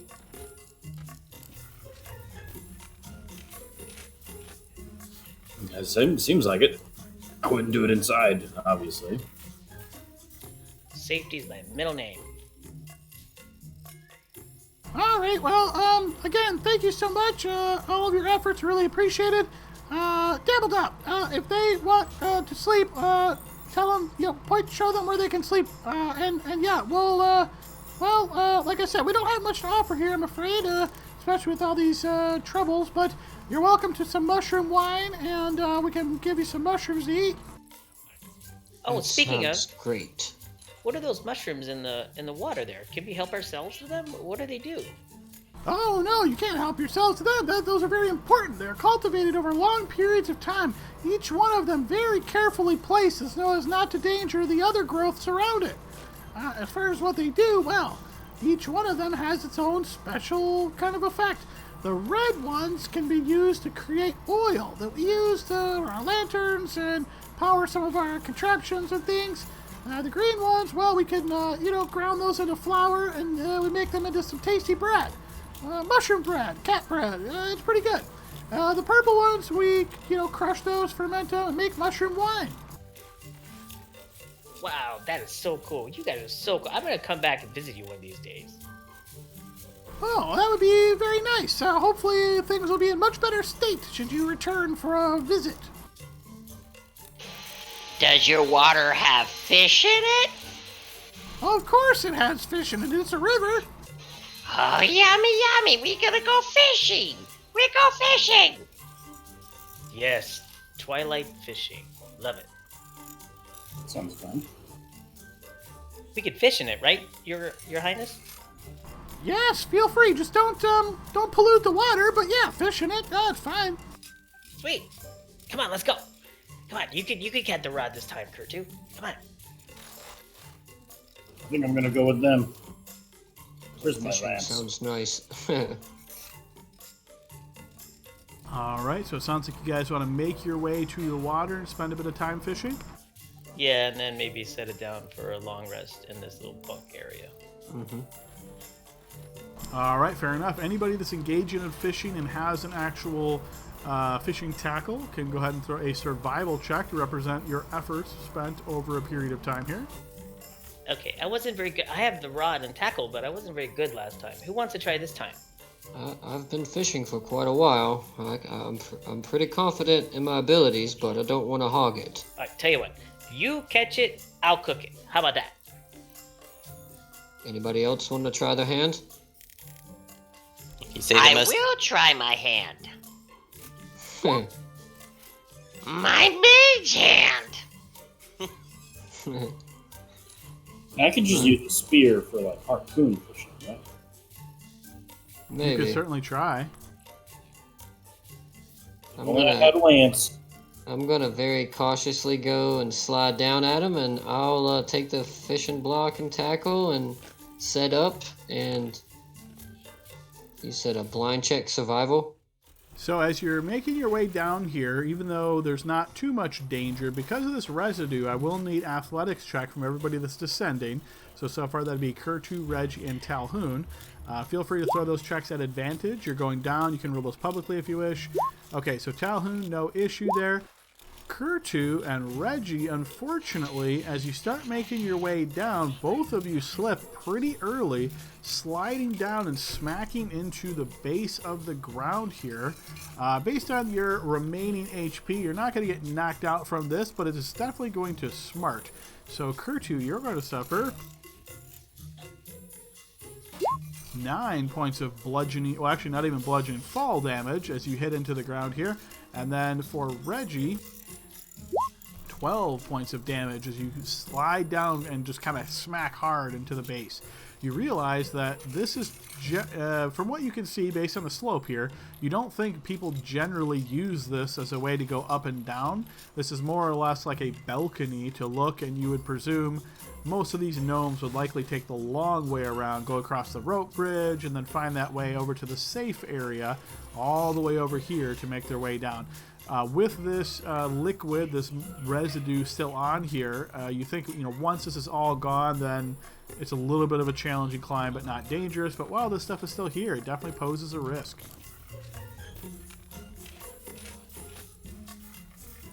That's okay, we're closer to the fish. Yeah, we got down faster. So I'm gonna just take a moment here because I'm gonna say to Cat, hey, drink this. I'm not sure what it does, but drink this elixir I made this morning. It'll be really cool. You should just try it. It'll be fun. Well, you know me, I'll try anything once. Good. Tell me I how will. you feel. A little sleepy. All right. Oh, so- you mean after drinking? So yeah, I'll drink what he's given me. All right. Okay. Yeah, as you start to drink it, you realize you have the ability to fly. You seem to float a little bit off your feet. How do you feel? Bit airy, I think. Is this something I'm able to consciously control, or am I just like levitating? It says you now have a flying speed of 10 feet. It's like almost So I think levitating. So I think whatever sensation I'm experiencing, I would push it a little bit and see if I can hover. I think it sounded like a York peppermint patty, where you have the sensation you're suddenly on top of a mountain. Neat. How long does this last? Do we know? I do know. I have to. I don't know. I think I get my little book out. 10 minutes. 10 minutes. If that's the one I think it is.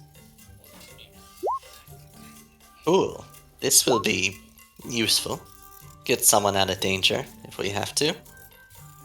Everything's experimental, so I'm trying to figure every exact ingredient out. Thanks for letting me practice on you. Oh, anything for you.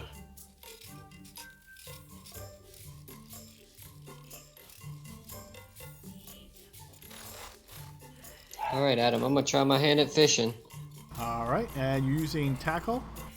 Yeah, the block and tackle that Finn let me borrow that he bought from Barthen's. All right, yeah, give me a survival check as you spend, say, 30 minutes or so here at your attempts in the water searching for fish.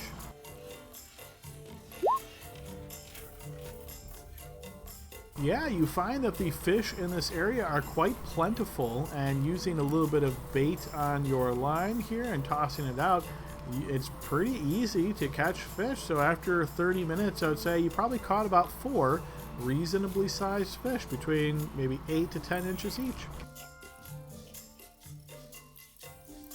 See that turtle down there, Finn? Indispensable. We must protect him with our lives. Yes! Oh, another one! Score Another food! one! Koto, how you doing over there?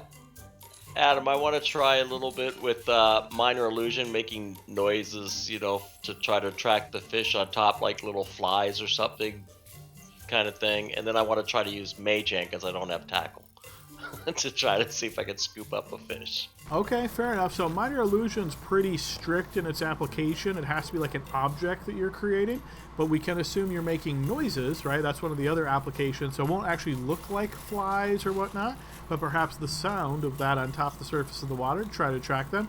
As far as Mage Hand grabbing them out, Mage Hand's not super dexterous, but go ahead and give me a blind survival check as you're attempting this, and I will use your int stat instead of wisdom as your efforts with your Mage Hand. Yeah, I just figured I'm going to play my character even if it is kind of silly, right? So. Right, yeah, absolutely. Or actually, no, I'll use your charisma stat as your sorcerer.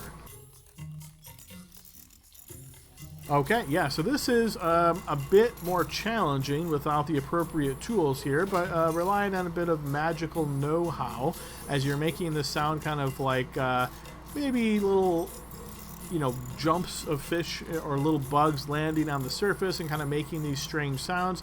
It does indeed seem to attract some fish, and as you then try to use your Mage Hand at the same time, you realize frequently they're just kind of getting away from you as the the hand movement is pretty difficult, but eventually you are able to grab onto a small one and sort of pull it out of the water where it kind of wriggles, and you realize it's getting almost loose out of the mage hand, but you reach out with your actual hand and grab it before it is able to get away.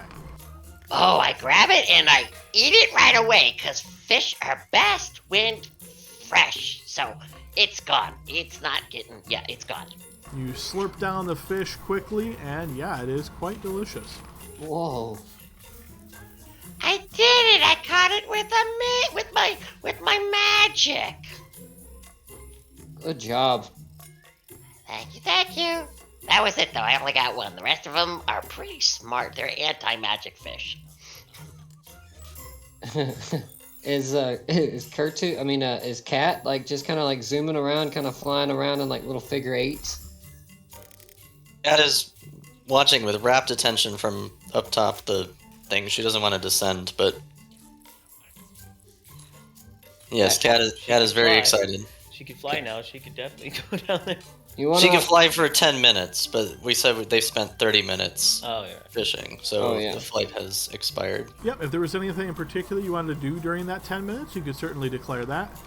I mean, she was probably experimenting, seeing how the flight works, and So yeah, I would say overall, flying is obviously very strange. It's a weird sensation for Cat, and the speed at which you can fly is very low compared to how fast you're used to moving. So I imagine it is a bit of an acclimation period where you're kind of scooting around, and maybe your like legs are moving as you're trying to like move yourself further, and realize that this is more of like a mental thing. But yeah, overall, it certainly works pretty effectively. Alright, so after you guys have spent a bit of time fishing and flying around here, but not quite fly fishing, is there anything else that you guys would like to accomplish before you head back to the bunk area for a well-deserved rest? I'd probably place the cook. Would I be able to cook in here, Adam? After having a conversation with the cooks in the kitchen far to the northeast, yeah, I would assume that's not going to be difficult for you to arrange. Once you let them know that the danger has passed and word slowly is trickling through the cavern system here as the news of the day is being shared around Nomengard, yes, they will certainly allow you to use their facilities here. Great. So I guess, I mean, mechanically, I'd like to, maybe we could all go to the kitchen, I'll make some dinner, and then we'll set it down for a long rest, come back to the bunkhouse and have a long rest or something like that. Yeah, yep, you can certainly take advantage of eating a meal and getting a long rest. Is there anything in particular other than doing that long rest here overnight that you guys wish to do? Alright, then I will assume you guys are all ready to go as far as bunking down for the night after having eaten your meal. I'm just going to scoot you guys all a little bit closer together. Again, you guys can make your way safely around the rope bridge, not to risk anything, or climb up and down and risk falling, but either way, it's certainly not going to lead to death or anything along those lines. So, you guys managed to bunk down overnight, each being able to use one of these bunks, and found yourself relaxing here in the peaceful security of Nomengard.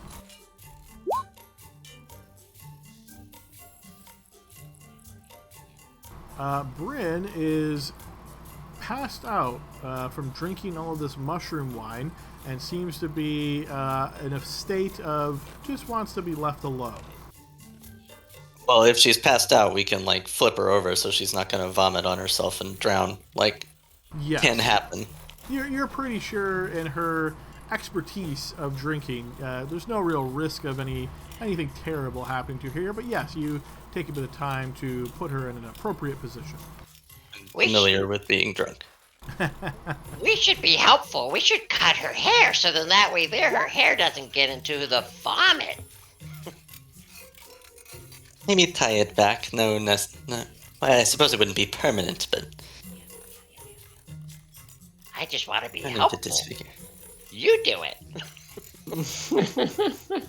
Sorry, Nat. We shaved your character's head. Welcome back. Shit. It's back in Shit. 2 weeks, so Yeah, it'll I grow know. back I know. by Like, then. yeah. Okay. And Adam, that's my roll for the elixir after a long rest. Okay. I just want to make sure who's carrying the items back to Phandalin. I don't have them on my sheet. I think Talhoun still has them. I don't have them on my sheet. I'm gonna give them to Finn. I got them right here. Perfect. So, question, Adam, those goggles that I found, like I took from those ladies, or that lady that was shooting us with the javelin, are they just like, are they like sunglasses, or are they just like standard goggles? Think of them more as like lenses attached to a leather strap that one would pull over their head. And it's a pretty tight fit, particularly if you tried to wear these because they're actually sized for a gnome. Oh. I was hoping to have cool shades. Not without some adjustments here. I mean, you could, of course, cut the strap and wear them loosely on your head, but they could probably easily fall off. Yeah. All right, guys, so after you have completed this issue here in Nomengard, is it your intent to make your way back to Phandalin now? I think that was the plan, right? We were gonna stop in Phandalin on the way to... Where were we going? We were gonna go visit that dude, Falcon. I think. Yeah, the veteran Falcon. And Yeah, so he was like... Yeah, that's north of Phandalin, I think. So, yeah, there's no reason not to pass through Phandalin on our way. And go and see the town master. And yeah, sounds like a plan. So are these the only items they had to help for the dragon part of it? Is that... Did we clarify if they had anything to help us fight dragons? This is what King Nerkly has provided to you, and he said he wasn't sure if this would help you with dragons, but it's what they had to offer. Okay, cool. All right. We could entertain it with the fireworks. Maybe. Well, maybe we should just kind of identify it and things and see what they do specifically. That's an expensive process, though. And long. Well, maybe the town master has some idea of what they are, or someone in Phandalin can help us with that. Hey, Miza, do you know what these things are, or specifically, can we use them? Or attune to them, or actually employ them? Oh, I'm sorry, dear. I'm not particularly familiar with those things. I bet you somebody back at Phandalin would know, though. Thanks. All right, so you guys get your belongings together, say your farewells to the gnomes, and make your way out of Nomengard and back overland as you start heading back towards Phandalin. Alright, as a quick FYI, guys, I've put copies of your characters in the lower left corner in case there's any to click on needing to make rolls and things. Just go ahead and keep those guys there so we don't clutter up the map. And then we still have Cat representing us on the map for actually where the group is. And hopefully that will work a little bit better.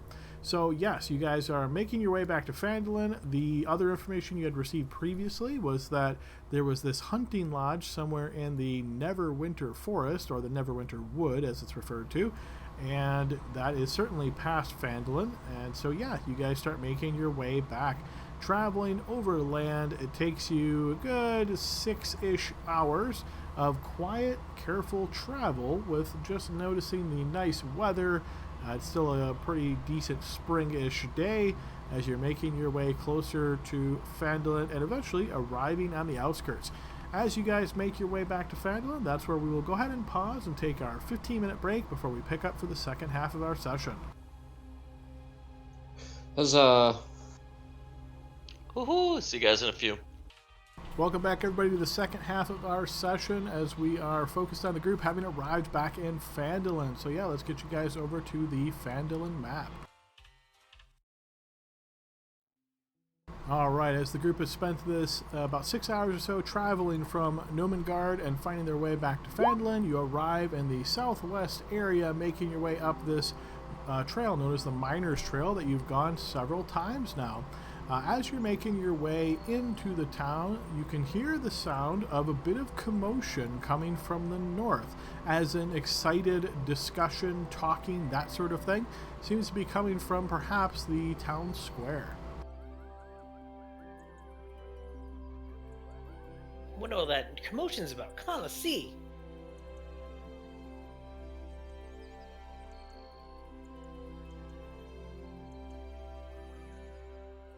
Alright, as the group makes their way closer up to the town square, you can notice that there is a group of about a dozen or so people that seem to be gathered nearby the Stonehill Inn. The actual entrance to the inn itself is crowded with these onlookers standing sort of on the porch area trying to get into the inn and kind of hanging about. And you notice they all have this sort of excited look to them as they're turning and speaking with one another. And there's actually a group of people here of all ages. You can see some younger kids, some older folks, and all of them seem to be a bit in a tizzy here about whatever is occurring. I wonder what's gotten everybody in a fuss. You're not the only one. They seem excited. I'm gonna walk up to someone and pull on his knee, his leg. I can't see what's going on. What's going on? What's happening? And you see this younger man, maybe early 20s. He turns and looks really excited and then looks down, realizing that you're much shorter than he was expecting as he looks towards the group. Oh, you didn't hear? Oh, this guy he rode into town really quickly, and he was panicked and he was shouting about an attack, and well, they took him into the Stonehill Inn, and we're trying to figure out what's going on. He said something about an orc attack. We should investigate, guys. Yes, that does not sound pleasant based on our past experience. I told you, those outlying villages, they were not safe. So I'm gonna scurry through the crowd like a little boy and get the muscle to the front and go between people's legs and say, Toblin, it's Finn. What's going on in there? You notice that as you're trying to make your way closer, it's pretty difficult to do so. But yeah, you eventually are able to kind of force your way closer to the front. Opening the door, you can see that the inn looks actually very empty compared to what you've seen in the past. But you see Toblin turns in this very angry look as the door is open and points his finger down and he says, "I told you what!" And then he sees you, Finn, and he says, "Oh, Finn, come in with your companions are with you, I hope. Come on in. Perhaps you should hear this." Come on, guys. Excuse me, get out of the way. I work here. Move. You heard notice the the people kobold. do try to scurry out of your way here, Kurtu. I'm gonna walk behind Kurtu like a bodyguard, just kind of eyeing everybody. All right, and as you guys make your way into the Stonehill Inn, you notice Toblin then, because as voices and words actually come from the other side as you guys are filtering in, he slams the door pretty tightly at the crowd, and he looks down and he says, "Oh, I'm afraid we've had a bit of a startle here.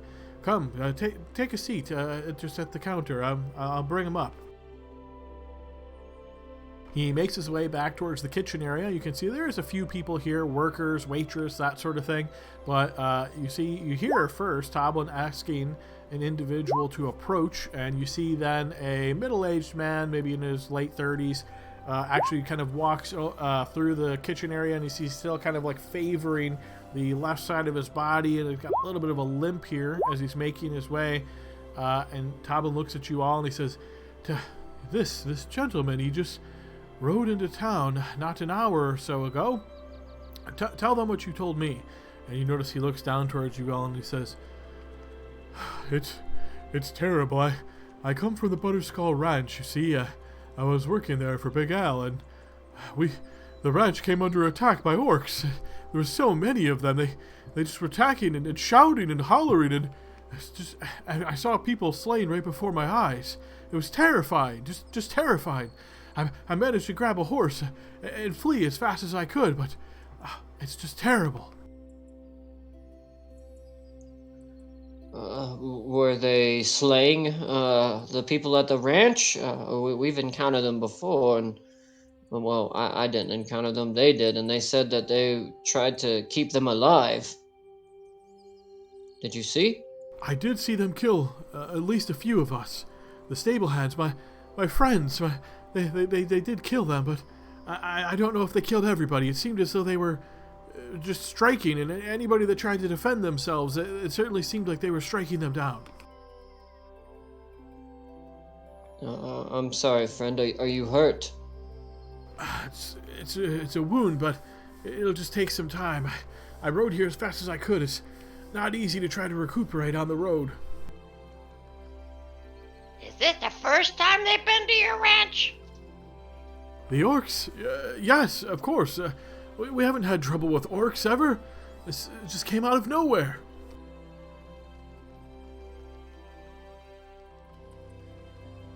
How many were there? Did you get a head count? Oh, there were so many. I don't know if I could tell you for sure. More than 10 at least, maybe 20 or more.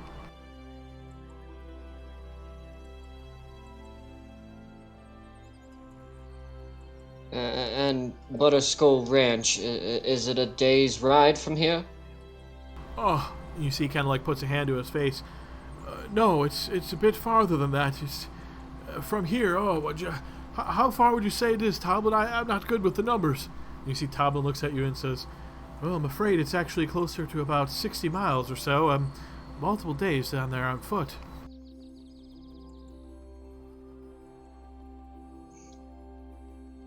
I'll just shoot a glance at everyone. So why'd you come here? I mean, there's no real military here. Is this the closest town? Yes, this is the closest place of civilization. I didn't know where else to go. It's dangerous on the Tribord Trail, but I had to risk it. Where else would I go? Hey, Toblin, where's that mean guy with the ropes and the climbing guy? Maybe he could get involved too. I mean, I'm sure there's not very many people who want to go and fight a bunch of orcs in this small town. And you see he nods and says, I thought of that myself. He said he was a hunter of some kind, but unfortunately he left the inn shortly after you all did. I haven't seen him since. So, Toblin, do you know any other people, I guess, like us, who want to defend Phandalin and its citizens and help this guy? So you say 20, right? Maybe. There could have been more.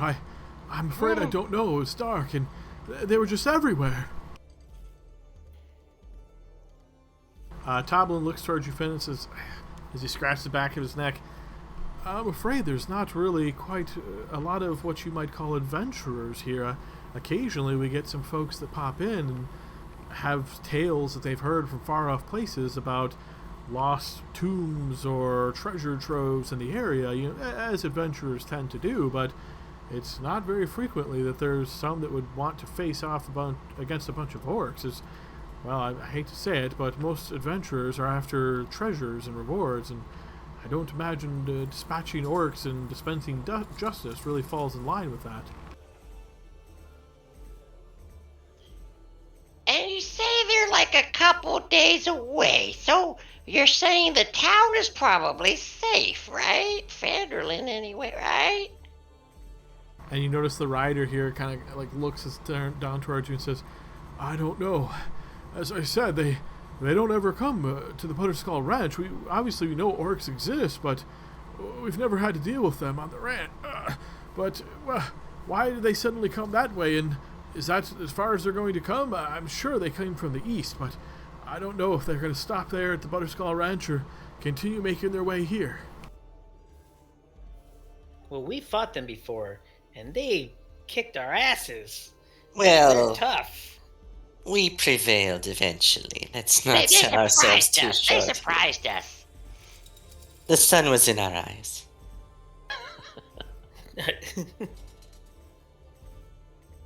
And it was a Tuesday, so everything happens on Tuesday.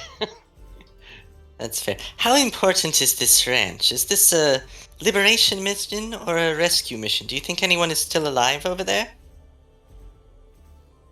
If anybody could survive something so terrible as that, I'm sure Big Al could. He's a tough son of a bitch.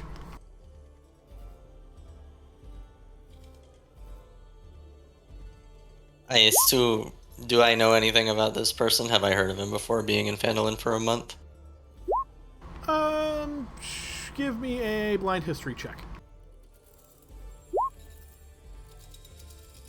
No, name does not ring a bell to you, Cat.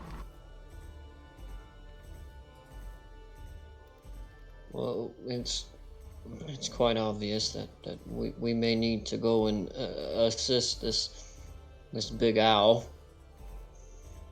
I mean, Another thing. remember what they did to Bramble. I'm sorry to cut you off, Tahun.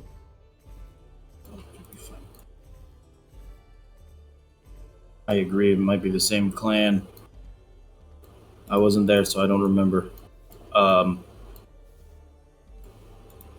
Fortunately, I believe that we have an ally in that Brago and possibly Falcon. And whoever this Big Al is. Oh yes, Falcon. It's well, I'm sure if he knew of orcs, they say he is not quite a fan of orcs. I'm sure he would be interested in helping, but well, to get word to him is challenging. He's in the Neverwinter Wood, and it's not exactly a day in the park to get to his lodge.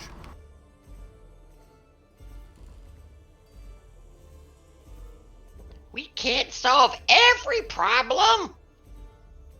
I mean, I feel bad for your friends and all, but I mean, by the time you got here, and if we went there, I mean, that's like a week.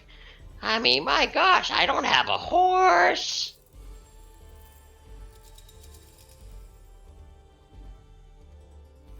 And you see the injured guy looks down towards you, Kurtu, and says, "Oh, I understand. If there's not aid you can render, I didn't know who else to ask. And well, Toblin here said that your group was brave adventurers. I'd hoped, I held out hope that perhaps Torm had guided you to my presence." And twist the hook a little bit. Might we have a minute to discuss this? It sounds like we have several options here. Yes, of course. All right, guys, over here in this corner table, and Talhoun, give me your sword. It's all misbalanced. All right, let's talk about it. Aye. Your sword's it's all balanced wrong. God. It's my sword. You'll see Finn. He's like adding some lead or some metal on the hilt, on where the back of your finger is on the sword, and it's giving it more weight so it can swing faster. It's all about angles and dimensions. You put some weight in the hilt, it should be really good. The pommel, yeah, that's what it's called. Anyway, should we go to this thing or not? And you'll see Finn messing with it while we're talking. I mean, we've seen what orcs can do to us.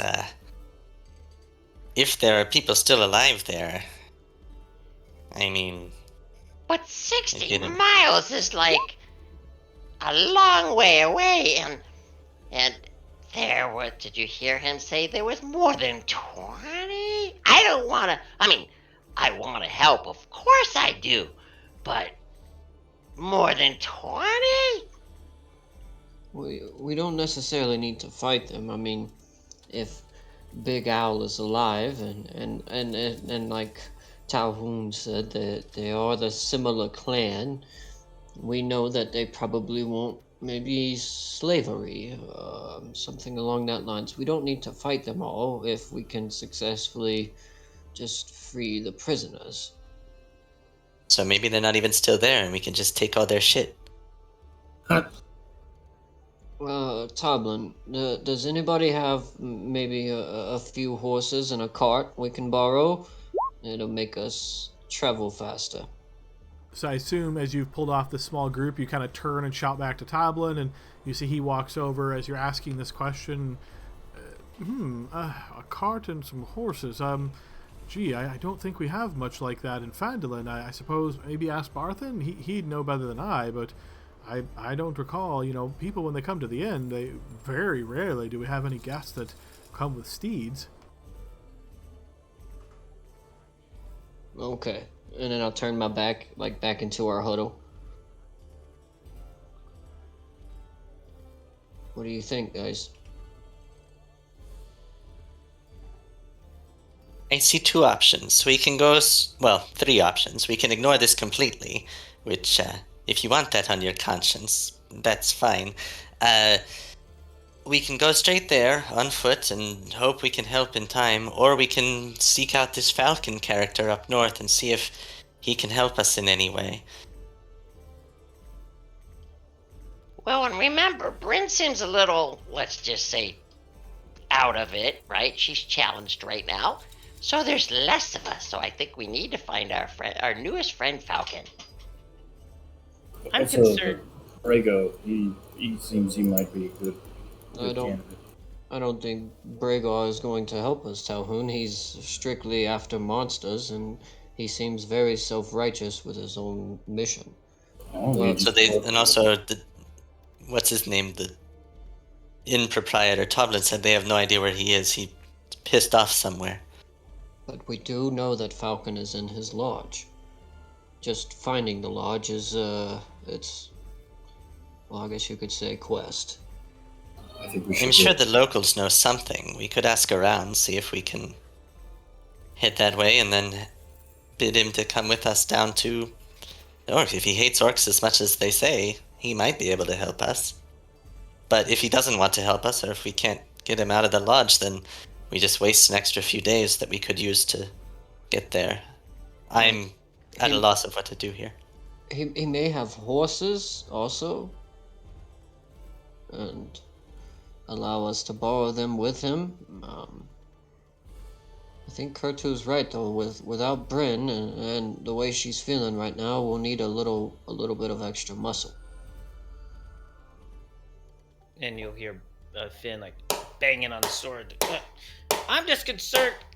Ding ding. I'm just concerned that orcs are gonna attack Phandalin, but when we're gone and Toblin's in, get this stupid thing. How many people are in Phandalin? Do we think that like 20 orcs could take it? Probably not. I mean, there's a decent number of people in Phandalin. They're not necessarily trained warriors or anything like that, but when there are issues and they are aware of them, a militia, can get pulled together pretty quickly. You don't, I would say in general, obviously you would never want to see a bunch of people get killed, but you don't think that 20 orcs could seize all of Phandalin.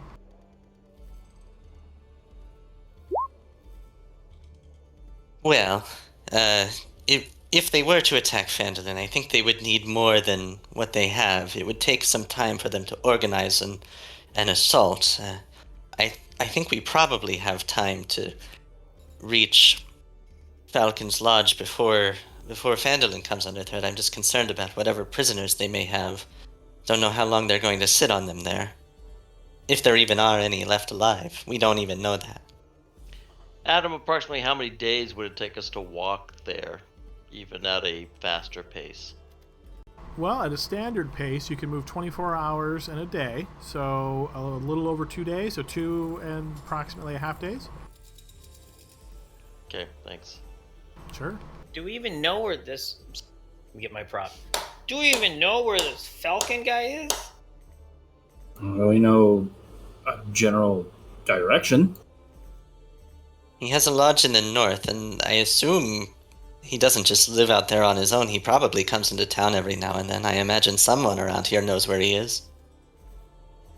I mean, I'm learning better spells, of course. I'm getting stronger, but my better spells are yet to come, of course. But did you hear him say more than 20? I mean, I have to keep saying that because just less than that kicked our tails. Let's think here. I mean, in the heat of an attack, who's actually? I mean, was this guy counting? It sounds to me like he was running. Well, he said maybe 20 or more, so I don't think he was counting 5 or more. And 5 kicked our butt last time. We're a little stronger now, I think. We have a little more experience under our belt, but yes, I think I agree that it's probably best to enlist Falcon's aid if we can. But it does sound like we all want to help. Yes.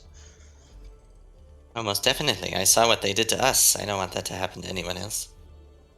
So maybe a vote to Falcons or straight to the ranch. Kurtu, what do you think? We haven't asked one important question. I mean, Maybe Falcon's house is on the way to the ranch. I don't know. Maybe it's in the same path. Well, the ranch is to the east, and Falcon's house is to the north, so we can probably triangulate this a little bit, but they are in different directions from Phandalin. He did say that he took the Tribor Trail, so I imagine there's some kind of main thoroughfare or road or something that will run directly to where we need to go. But going through the woods, well, there is no cut and dry path there. Do we even know? We don't even know where this hideout is, right? And I get my whetstone out and I'm starting to sharpen the blade now. Let's get back to the vote, though, Kurtu. What do you think? I think we were told before approximately an area that he lives in. I vote we go get help first before we go walk into a bunch of orcs. Okay. And Talhoun, what do you say, sir? I think we should get Falcon. Any help we can get in case we reach ourselves into an ambush down there. Cat? I've made my opinion clear. I think we do need help, but... So, we go to Falcon first, it sounds like. It does, because I agree. I think we'll need his help. What, Finn? Your opinion, sir? See, Finn finally has his polishing cloth out and he takes his goggles off and he says, to Falcons for sure. Oh, and here, Talhoun. This should be a little better, and you see as I put some finishing touches on it, it starts to glow a little bit, then fades. And because Natalie's going to be gone for 2 weeks, I'm dropping her infusion at him. I'm giving him a +1 greatsword. Okay, I think that typically has to be done during a long rest, right?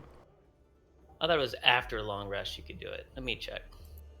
So, being that you guys are back in town, that's fine. Just I would say if it does say as part of a long rest, you'd have to declare that for anything in the future.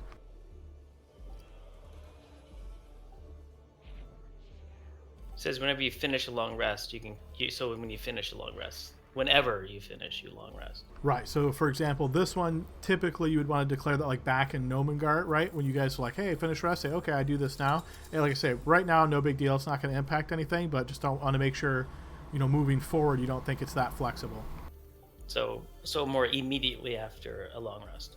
Yeah, so that ability is intended to be tied directly to a long rest. So like right when the long rest is complete, you say, hey, I'm doing this, right? It's not just any time you want after a long rest. Okay. So is it a great sword or a holy avenger? Well, it should be Vorpal heavier sword in of your hand. instant slaying, my brother. Yeah, you gotta get that Vorpal sword. All right, so you have a +1. Thank you, Adam. You have a +1 greatsword there, Talhoun. Cool. I just added it to my sheet. Thank you. Yeah, and I'm very gracious. I give a bow. I look at it. I almost go to make a practice swing, and then I realize we're in an inn, and I sheath it. And I look at you expectantly. So, do you like the way it feels in the hand? It should be perfect. Feels great. Great. And I stand above my stool and I say, to Falcons! And I point my finger straight in the air. Alright, it sounds like we're decided. I agree, it does sound like we're decided, but we should move with haste. We don't quite know what time limit we have. Well, let's go to Barthen's real quick. I want to see if they have any healing potions. We never really asked, did we? Or horses. Yeah, we did ask. I don't think he carries any kind of potions or anything, but if you wanted potions, we could go back to the windmill and ask Dabra, I think her name was. No, I do have the flower she gave me, Adam, and I was waiting for a time, but we're kind of in a hurry now. But I do have the willow shade fruit from the lady, and she said to mortar it down. I finally have my alchemist supplies. How long would it take for me to try to whittle that down and see if I can make something out of it? Well, mortaring itself wouldn't take long, but if you have something in specific you're wanting to make, you'd have to have like a recipe or some kind of plan or blueprint of what you're making in order to finish that. Do I feel like I should probably mortar it down now? The flower may wilt, or do I have proficiency in nature, so I'm curious if I should do that now, if there's a time limit in your mind.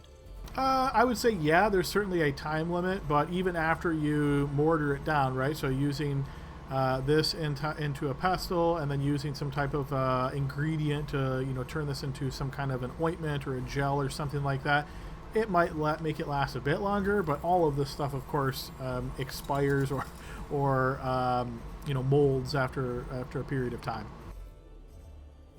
Okay, so I guess it doesn't matter, right? I can wait, or I can. I just don't. I don't have a recipe for it, so.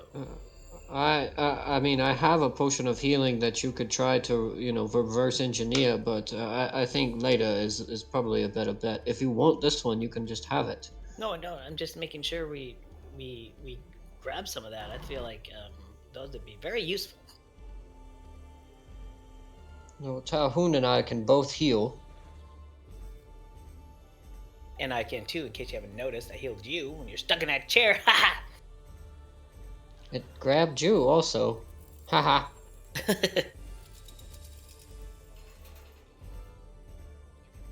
Let's go then. Yeah. I can blast things. Oh, one other thing I forgot to tell you I can do just in case you guys are strategizing and things.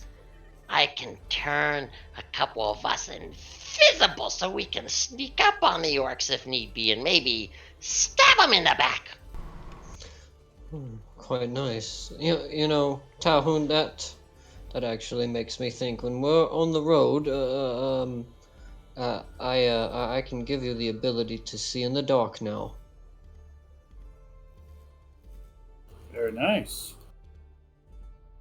Yep. Of course, I can't see in the dark either, so we would still need a torch.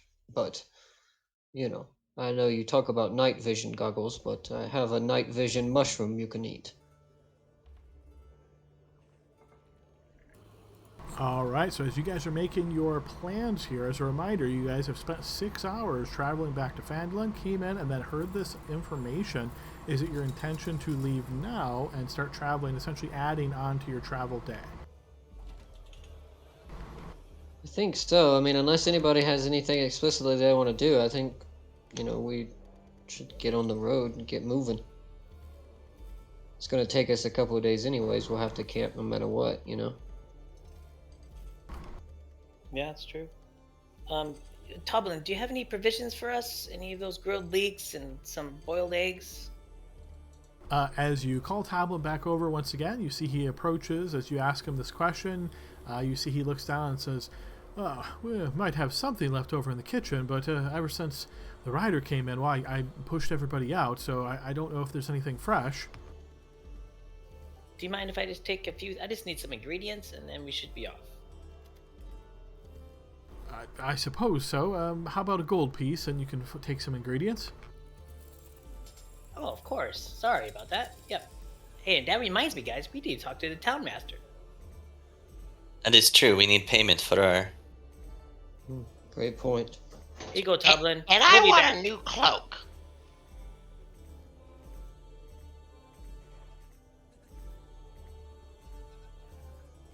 Thanks, Toblin. We'll be back. Look after everybody. You're doing a good job. It's nice having a friend in town. Well, it's quite strange to be thrust in this position, but we all do what we can, living out here on the frontier as it is. And I'll climb off my bar stool and stand by the door, expecting everyone, telling him I'm ready. You're waiting on me. You're wasting your time. Hold on a second. Hey, Tablet, I need to take some PTO for the next few days. I'm going to be gone, so tell HR to go ahead and just take it off my vacation approvals, okay? And you see he looks down and goes, yes, of course there, Kurtu. I'll make sure to arrange all that. Thank you. You get paid time off? Oh my gosh. There's a lot of fringe benefits here. I imagine Kurtu's one of the early adopters of the 401k. Yeah, I think my vision of Kurtu is he kind of landed himself a job by just kind of forcing the job on himself, kind of thing, to kind of weasel his way in. So I don't think he ever was actually offered, an offer letter or anything. Right, yeah, he just, right, weaseled his way. That's a perfect way of saying it, yeah. Alright, so it sounds like you guys exit the Stonehill Inn and make your way back out into Phandalin, and you're going to head to the Town Masters in order to collect your reward for alerting the folks in Nomengard. Alright, so as you guys make your way there, you will recall in the job posting, the information indicated that in addition to alerting them of the danger, they were looking for any kind of magical inventions that would be useful with which to defeat the dragon. So as you arrive, knock on the town master's door, you notice that little slot in the door opened once again, and you see these beady eyes. Oh, you're back. Were you able to find something from Nomengard? Aye. Then, please show him. Yes, we got this hat, this big pointy hat, and this wand. What do they do? So, this hat, well, first off, I'll say that this is all they could spare. So this is what they gave us. It wasn't like a choice. So this is what they gave us, and they're safe and everything's fine. So don't be worried about them. And this hat helps spell wizards. I guess it's a hat of wizardry, so it might have to do with wizards. And this wand shoots stuff out of the end and makes explosions, I imagine. We don't have much use for explosions, pretty of nature, but I could pay you 50 gold for the hat. Oh, what do you think, guys? I think we need to know what it does first. Oh, you know what? That's a good point, Town Master. Thank you, Kurtu. So I'll tell you what. Why don't we... Is there anyone here that could help us identify what these things are? Then we might be better off. Maybe it can help. I maybe check at the Lion Shield Coster? I don't know. Okay, we'll be back. Oh, and what about... We warned them. Is there any reward for that? No, the reward was bring back something to help us defeat the dragon, and that's what you potentially have with that hat. I know I've heard of Hat of Wizardry before. I'd buy, like I said, 50 gold. Adam, can I do an Arcana check to see if I know what it does? Yeah, this is a pretty common item. I'd say Arcana is probably appropriate here. Go ahead and give me a blind check. Yeah, and I am proficient in it too, so. Whoop, whoop. I'll help them. How about that? I'm proficient as well. You'll have to select your token first before you roll a check. Where's the token set? That was on the other map. For this one, just drag yourself down to the corner, I suppose. Hey, so Bill, if you go to that little thing, you can put it in your... Right next to injury and fumble and critical hit. You can put it there. Okay, cool. Thanks. Just say add in bar. Yep.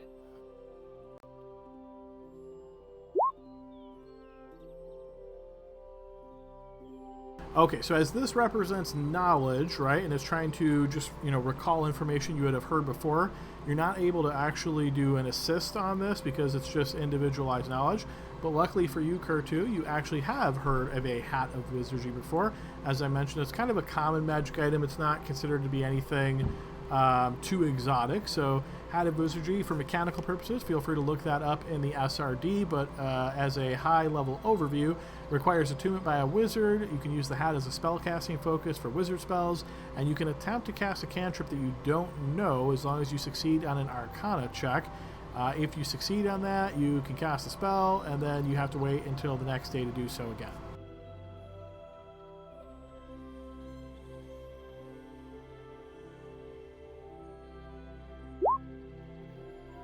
I don't know. I kind of think, Finn, that might be something you may be interested in.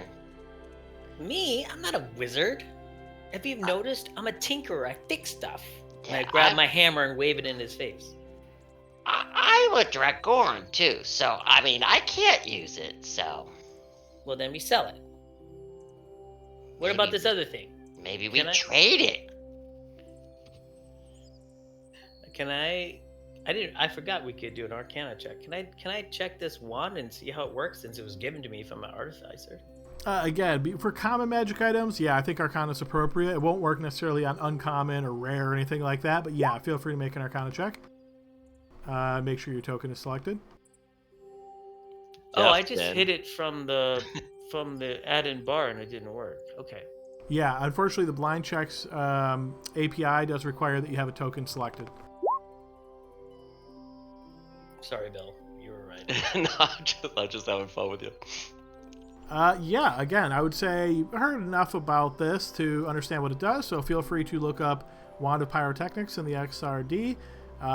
Again, high level, this is kind of like a fun or entertainment focused item. It's a common magic item that people use to make pretty colors and lights flash up in the air.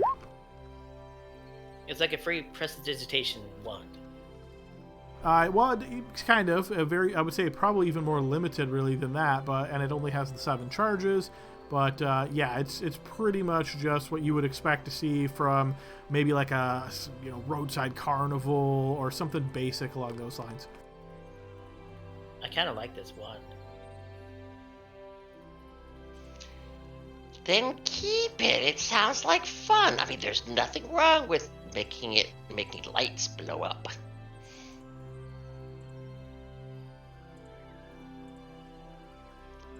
And maybe it scares the dragon. That's a good hypothesis.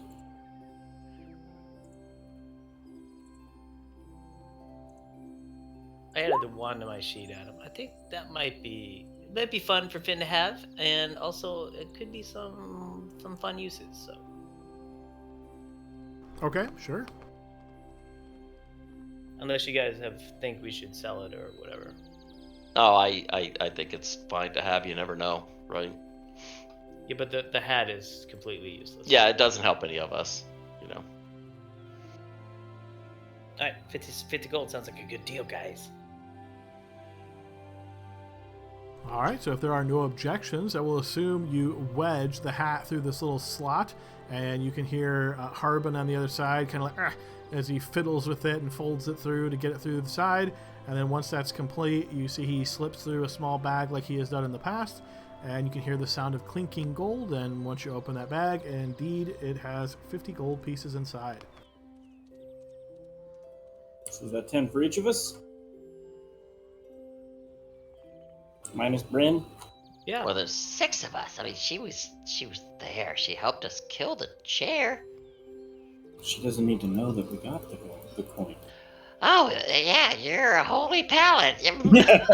Just kidding. Yeah, all right. Don't worry about Natalie. She wouldn't be worried about it. So yeah, let's get 10 gold each. For ease of distribution, I think we can take 10 gold, and then if she has a problem with it, we can, when she gets back, we Give can... her some more alcohol. She won't remember. All right, without much of a summary goodbye, the slot is closed pretty quickly after that, and Harbin returns to whatever he was doing previously as you guys continue standing outside of the Town Master's Hall. Hey, Adam, I don't want to roleplay this because of time and everything and, people, but at some time, just for character flavor, my guy is going to want to buy a very colorful cloak.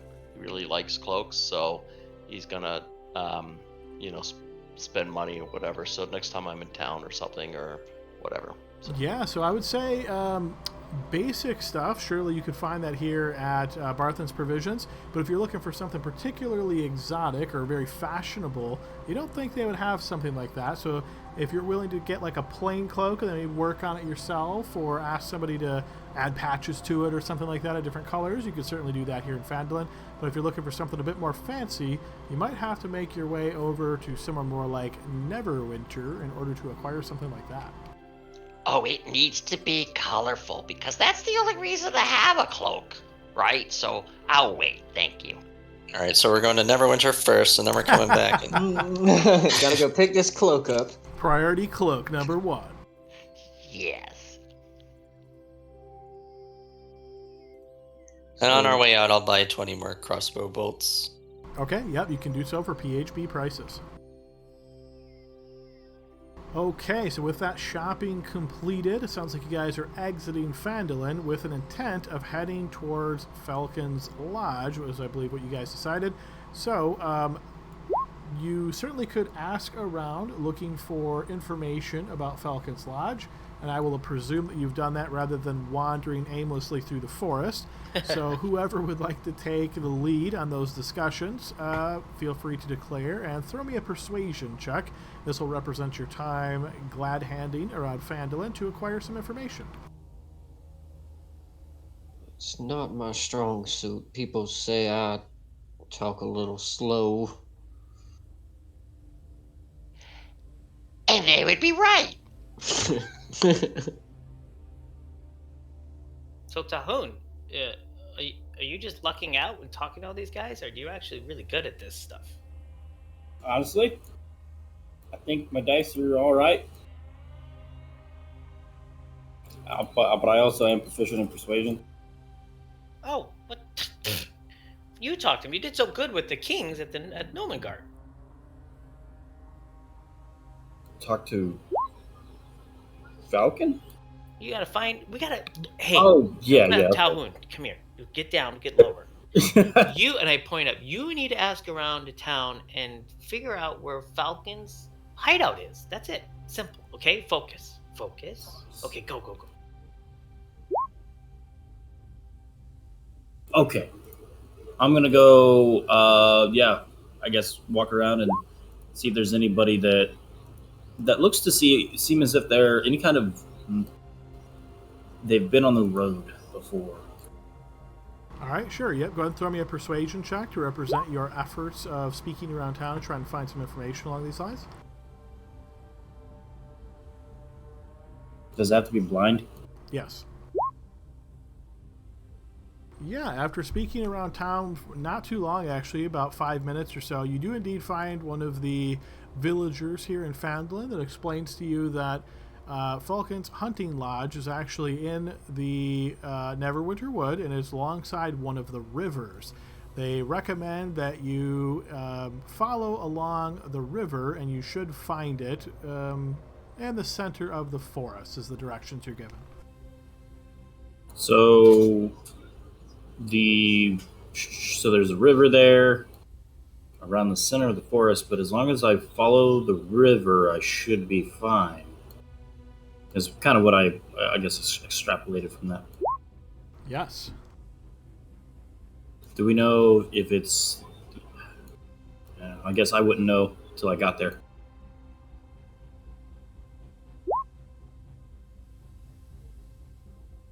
All right, so with that information to bear, and you guys exit Phandalin, how would you like to approach? Which direction would you like to head?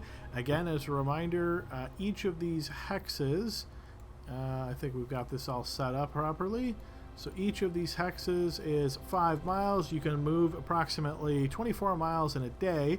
However, based on the fact that you guys have already traveled for 6 hours, you probably are only going to get about a hex in before it's going to be full-on dark.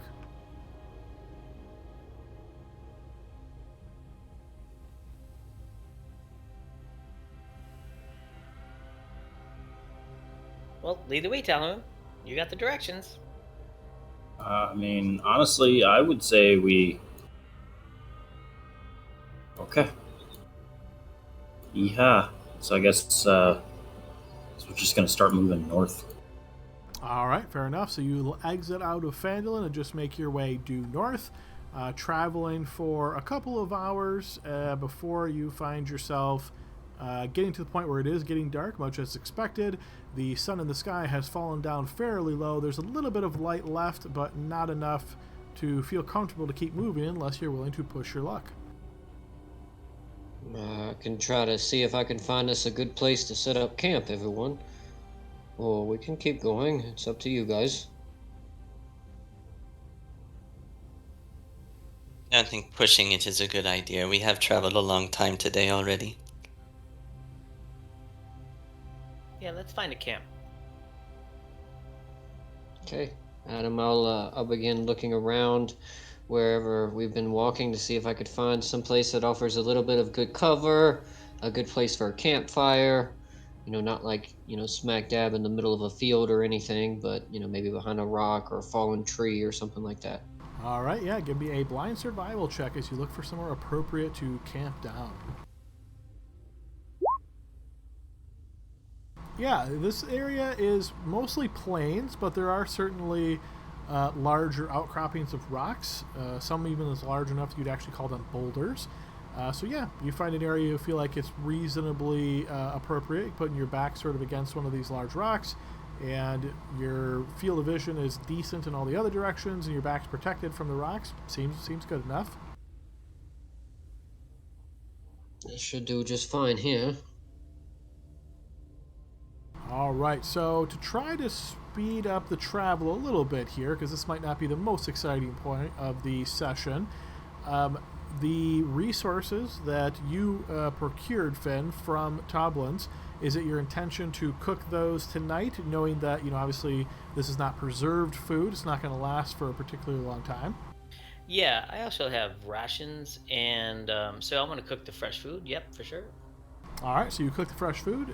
You guys, I imagine, are going to put up a bit of a watch here to keep your eyes open for anything. This goes by fairly uneventfully so. However, I will say that all of you during your watch certainly hear the sound of animals at night, whether that's like hooting of owls, occasionally even howls of wolves, or roaring of something else. Hard to place exactly what that might be. Some type of larger beast, perhaps, but nothing that gets anywhere close to you or that you feel like you're in danger. As you guys sleep through the night, you would get a long rest here. As you wake up in the morning, or I'm sorry, you would not get a long rest here based on our house rule, but you would wake up in the morning, you would have this food that had previously been cooked by Finn. He would provide that. You guys would wake up in the morning and I assume continue on your way. So, Talhoun, as you're leading the group, if you can give me a general idea with your pointer which direction or path you would like to take, we can move on from there. Okay, so what I was thinking, based on the instructions, I kind of want to just go this way, kind of march around the outskirts of the forest until we run into the river. Okay, so it sounds like your goal then is to follow alongside the west side of the Neverwinter Wood to get to the river and then follow that east. Correct. All Yeah, right. if anybody has any objections to it, I mean, I feel like that's the safest way. We're not getting lost in the woods. Lost woods. Yep, good.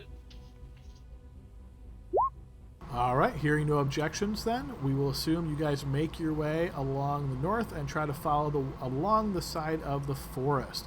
So as you're making your way, getting closer to the forest, you travel for the good portion of a day as you're making your way closer to the woods and find the edge of the woods and then follow sort of along that, moving approximately 25 miles, just shy of 25 miles, spending a full another day traveling. You guys would, being that you're moving at a reasonable pace here and spending all of your time marching, you guys would then get to the point where you're setting up camp once again. Okay, all right, so as you're setting up camp here on the outskirts of the woods, you can tell that, again, it's getting dark. You're getting a point in time where you're getting ready to bed down. And looking at the edge of the woods, you realize, obviously, that there's been all these stories about there's a lot of this danger from the woods. Is there any particular precautions you would like to take here to, set up camp? Talhoun is using his trap, of course. Oh, His yeah. lance trap. Yeah, I think I do have that hunting trap still. So yeah, I think I'd put that around somewhere. Hey, before you go, do Talhoun, eat this. Eat this little treat. Okay. And you'll get 2 temp HP. Cool. I'm gonna eat one too, Adam. There's my 2 treats. From the last long rest. Okay.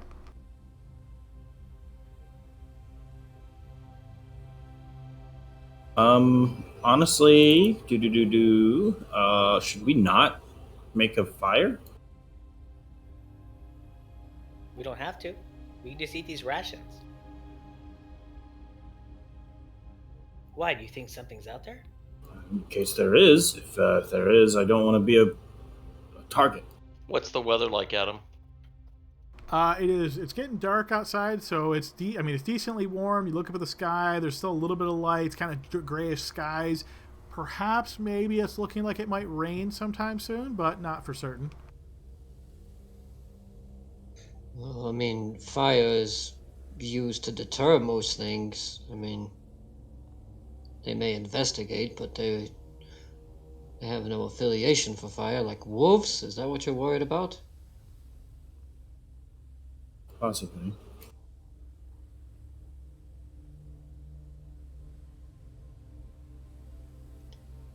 I like having a fire, but of course, I mean, that goes without saying.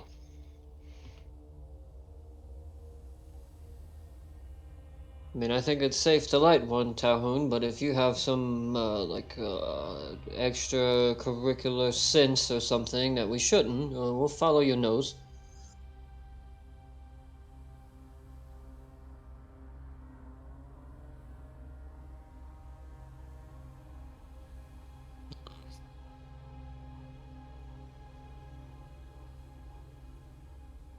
Fire it is.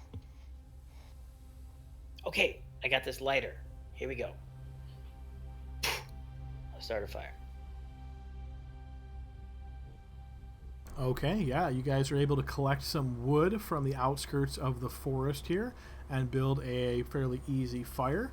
I assume, again, you guys are just doing regular sort of most people sleep, have bedrolls, and I think you guys did you guys purchase tents, remind me? I have Just two. Yeah, I have a two-person tent in my inventory. Okay, so there's a total of two-person tents in the entire group, so 4 sleeping inside at once. That makes sense. There's 5 of us, so one would be on watch and the others would be in the tents, I guess. Okay, and yes, Miza has, of course, come with you, unless you guys wanted her to stay behind. So she's pretty small, though, so I'll say she can kind of wedge into a 2-person tent without too much issue. Her and Finn laying, Side by side. Yeah. It's one full person. Can you read me a story, Miza? It would be something very life-affirming and very, kind of explain a great heroic story. And what do you know? The hero's name turns out to be Finn. She's so encouraging. Should we keep watch, though?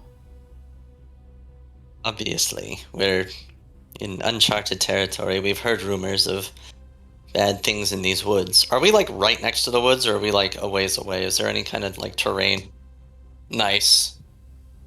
I would say you have your preference, right? I'm assuming that you're fairly close. I would say like within 100 feet of the edge of the woods. If you wish to go further than that, you certainly could. As long as we have like enough sight radius to see anything like coming from the woods right before they're like right on top of us. Yep, yeah, you can. I don't know if you can hear that, but a car alarm is going off because someone just lit off a huge ass firework. Cannot, no worries. Okay. I can just see Bill looking at, can we make it 120 feet? Because my firebolt's 120 feet.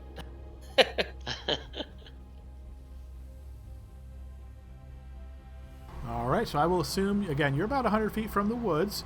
You're resting. You're posting a watch, one person watching while the rest rest, and no other special precautions beyond that, correct? Talhoun did a trap, yeah. Okay, yep. And your general idea, just to get a general thought here, Talhoun, you're placing the trap like near one of the tents, between the tents and the forest. Like, give me an idea of where you're placing the trap. Yeah, I'm thinking like a good 20, 30 feet away from camp towards the woods. Just like somewhere in there, like kind of like a landmine, just put it in there. Okay, and this is not a baited trap, right? This is just like one of the typical bear traps that snap close, and you're just putting it there in case something steps in it. Yeah. Gotcha. Okay. All right, fair enough. So, yes, as each of you guys take a turn watching, it is, again, quiet night. The weather is a little bit warmer, perhaps. What I will say is, who wants to declare to be the first watcher? I'll do it. Okay, so Finn, as the first watcher, please go ahead and remember, we've got those tokens already on the screen for you in the lower left corner. So please go ahead and throw me a perception check blind. Okay, yes, it seems to be No real issues here. You would then wake up a second person. Who would you like to pick second? I'm picking up. Hey, Reggie, it's your turn. Oh, okay. Is the fire still lit?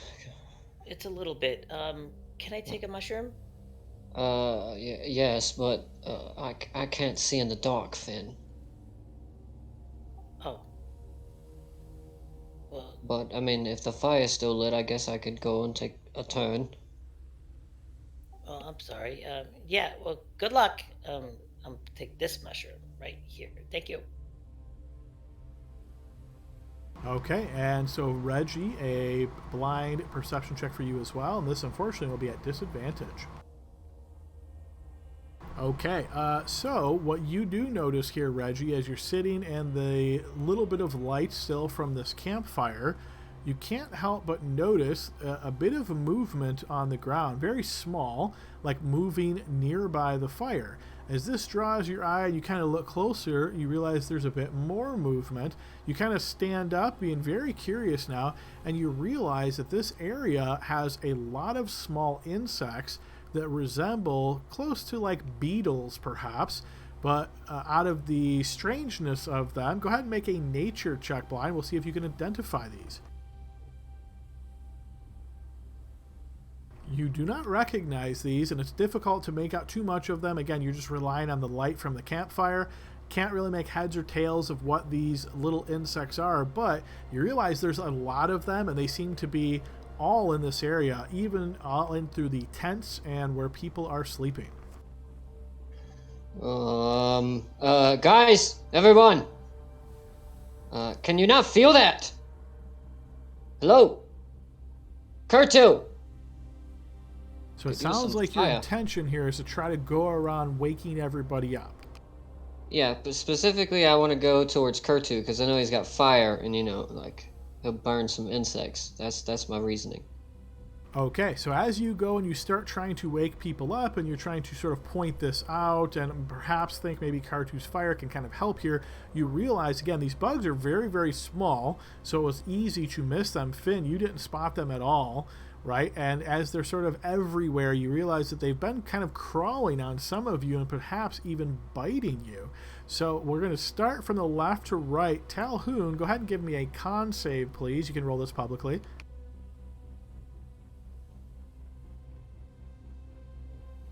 Find it. There we go. Okay, yes, you're feeling worse for wear here, under the weather, Talhoun, after this time sleeping, and as you're woken up by Reggie and some of the others as they're waking up and pointing this out, you're kind of doing this, just kind of wiping the stuff off of your skin. You realize that these little things are kind of everywhere. Kurtu, thanks to your draconic skin here, you can have advantage on your con save.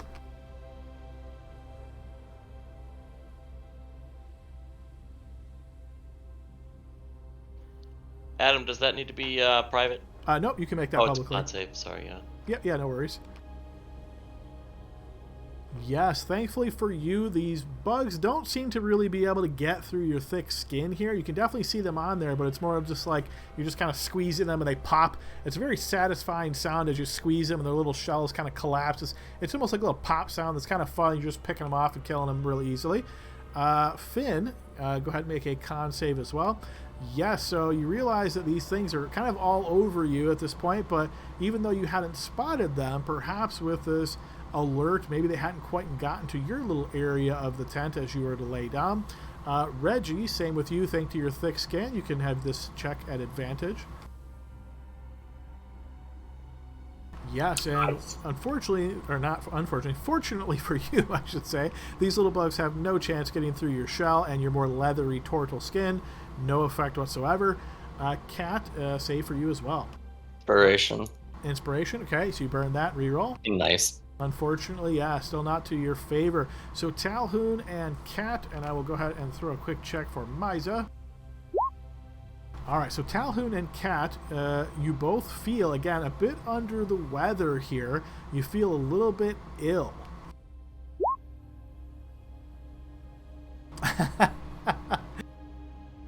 So now that you're realizing these things are everywhere, you have the obvious thought that it's not going to be particularly safe to wait here, to rest here, to just sort of bed back down, but it is quite dark. What would you guys like to do? How long did we traveled the full distance, right? You did, yes. You were sleeping overnight. The first watch went without a hitch. So I would say you guys have rested for about maybe close to an hour and a half, getting close to that 2-hour mark before Finn woke up Reggie, and then he spotted them pretty quickly. So you guys were only resting for, say, 2 hours. What mechanically does that do? Does that mean we can push on for a little bit, or push away from the forest, or? If you're trying to push on a significant distance, you would still risk exhaustion here. If you're just trying to move, 10 minutes away or whatever, then no real worries. We know they came from the forest. Did they spot it in time? Is that where they came from? It's hard to say. I mean, these bugs are so tiny that it's not, you can't really see like a path of them or anything like that. They're just, think of it almost like an anthill, but these are even smaller than ants, right? And you realize the area you set up in maybe has a lot of these creatures' burrows or nests in the ground nearby. Maybe we move forward 10 or 15 minutes or so. Reset up camp. I'm sorry to wake everybody. Are you feeling okay, Cat? Talhoun? Not exactly. We definitely need to get away from these things. Did they do any damage to us, or are we just... No mechanical damage. You just feel under the weather. Like, poisoned, diseased? Can we tell? Mechanically, nothing yet, but I would say you feel under the weather. Okay, we definitely need to move, for sure. Try to find a place without these. Can we do like a brief look around to see if we... Well, I guess we said there's so many of them, we probably can't tell, but... Can we get an impression of where they're coming from? If we moved 10-15 minutes away, would we be able to spot similar mounds or anything? Yeah, now that we know that we're looking for them. Yeah, so I'd say you haven't identified where they're coming from, and again, it's dark, but as long as you guys are using some kind of light source and you move away and then, hold that light source somewhat close to the ground, you're certainly going to be able to tell, because there's so many of them, you can almost think of it as like a carpet, right, of bugs in a sense. So if you get away and you a distance, you're using a light to look on the ground, you certainly would be able to tell whether or not they're still there. Yeah, let's do that. I think I want to look around too, and I'll see, maybe I can see where they're coming from. So it sounds like you would want to spend some time investigating this area and try to find it, where specifically they're making their way.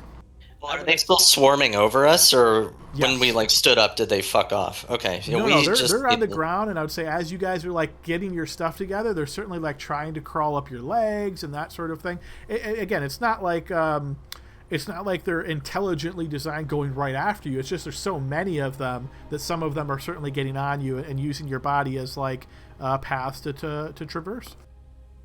So I don't know if I want to investigate. I'd like to nature gate and see where they're at, where they're coming from, or where the mound is. Right, so you want to spend some time in this area, though, looking around to see if you can spot the source of these bugs. Well, we should probably just get our camp and leave. Actually. All right, there we go. I want to leave. Yes, I think we should move. And Finn, I mean, I hate to bring it up, but they're inside of the tent, so if you just pack it up, they're just gonna come with us. I can see them now. I'll shake them up. Misa, help me shake this up. Get this tent up. Shake it. Let's move. Misa looks very uncomfortable with all these bugs. She doesn't seem that she is under the weather at this point in time, but you can definitely see she's pulling up on her little skirt here and keeping it off of the ground, and she's trying to do everything she can. You see she's actually moving already out of the way and trying to avoid these larger patches of these bugs that she can actually make out. I'm gonna do the same. I'm gonna move out of the area and try to find a safety spot where I'm not getting swarmed. Even though they're having a hard time, I don't want them to find any crevices. I'll follow Reggie. And Kurtu is out of there. Okay, so it sounds to me like you guys have hastily gathered your things and then moved as far away and keeping an eye on the ground Again, keeping in mind that even if you're relying on dark vision, that would be at disadvantage for perception checks. I know a couple of our team members can't see in the dark, right? Or actually at least one. So do we have a light source out? Yeah, if we're traveling in the dark, Calhoun's definitely going to have a torch out. Okay, so you brandish a torch then, lighting up one of your torches. Go ahead and reduce one of those on your sheet as you light that up, and you're sort of leading the way, and you notice that as you're walking, you can see these bugs in pretty big groupings on the ground. You keep making your way further away. You walk for perhaps 5-6 minutes, something along those lines. You notice again that the numbers of these bugs are very thinning out as you're moving away, to the point where you like only see a few, and then you don't see any, and maybe spot like one here or there. As you keep moving, you get probably an additional 5 minutes beyond the last time you spotted one of them. And now as you're looking at the ground, as you're kind of moving sleepily, you don't spot any obvious signs of any of these bugs. Oh, I didn't grab my trap.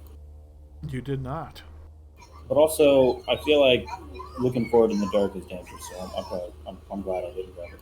And I would also say that it doesn't necessarily have an effect right now, but keep in mind, and I'll ask you guys to, for those of you that wear armor, I'll ask that you write this on your sheet. In general, when you sleep during the night, are you taking your armor off or not? Because that will have an impact on your recovery abilities. Does it depend on what kind of armor? Like heavy armor is more... Yes. Light armor has no effect. Medium armor and heavy armor can reduce your ability to recover. So based on our house rules, I'll have to adjust that slightly, but it will certainly have an effect. All right, well, if I'm wearing light armor, so if it has no effect, there's no reason for me to take it off. Yep. Yeah, light armor, Adam, no worries. Just to let you know, I'm wearing scale armor. What? You mean you are scale armor? I just thought that was funny. So I can't remember how long it takes for medium armor to put on. I think it's a minute. Medium armor is like 1 minute. I think heavy armor is like 10 minutes. Yep, okay. Yep, I see it now. It's 1, 5, 10, I think. Yep, nope, I just found the chart. So yeah, like I say, not necessarily that it's critical right this moment because you're not like in an obvious combat situation, but I want to avoid the, well, wait a minute, I actually do this, once something pops up like that. So I think on your sheets we asked you to write down a few things, like your hands sort of thing. Just put that somewhere in there when you get a chance, saying, in general, sleep in my armor, that kind of thing. All right, with that out of the way, you guys have made your way outside of where all of these bugs seem to be. Are you setting up camp here, pushing on further? What would you like to do? We should definitely set up camp. Tahoon and Cat, y'all look rather sickly. Maybe let me look you over. And I would say visibly, you wouldn't recognize them as being ill in any way. It's just them. They feel a little bit under the weather at this point. She did let me know at least, so I'll at least want to give them a look over to make sure they're feeling okay. Or Cat at least. Talhoun has a flashlight in my ear. Sure. Okay. So fair to say then you're going to ask some questions and try to run this by your medical knowledge to see if the feeling, what they can describe to you, rings a bell to you of what any of this means. Yeah, and try to combine it with any parasitic insect or insect bites that I've been aware of, and see if I can correlate the symptoms and track down the source. Sure. Do you happen to be proficient in both medicine and nature? No, I'm proficient in medicine though. Okay, give me a medicine check then. Just FYI, had you been proficient in both, I would have let you use either one and make it an advantage, because that would be expert knowledge, right? Both of these skills. But, oh yeah, absolutely. This is common enough. You're a little bit surprised that the symptoms seem to line up very closely to a disease of what is known as sewer plague. The symptoms sound very similar to that. It is known to be carried by usually things that are in sewers, but also bugs that are in swampy areas and other wet areas of the environment. So this disease usually takes effect after between 1 and 4 days, and it will include symptoms such as fatigue and cramps, and individuals will become quite exhausted over a period of time. So I'll give them my rundown and my diagnostic. So what's the cure, Doc? That didn't read. I didn't get that far. I probably could concoct something. I would say I'd probably have to get you back to the inn. There'd be a tea involved, I'm sure. Finn could help me gather the ingredients, but it's a disease. Calhoun, I remember when we were working on Nagar, the half ogre, half orc. Remember? Right. It had that. It was like a parasitic flower, and you laid your hands on it, and you tried to neutralize something. Do you think you have the ability to do that again?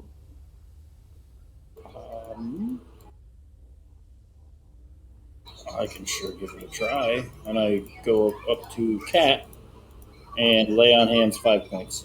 It's specifically a disease that takes its root over time.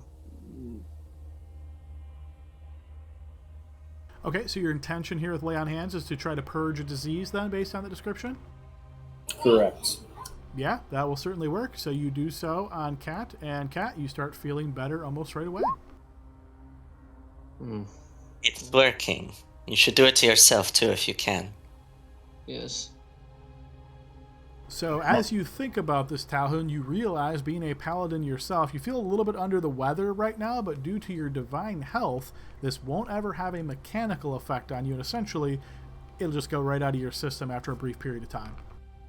Right, they're immune to disease at 3rd level. Yeah. Cool. Just need to poop, huh? Yeah, I'll be fine. Drink some liquids and have a little over the counter. You're all good. It just feels like a hangover right now. I'll be fine tomorrow. I think, yeah. I mean, if it seems as if we're not, like, there's no more bugs hanging out, I think this is a good place for us to set up camp.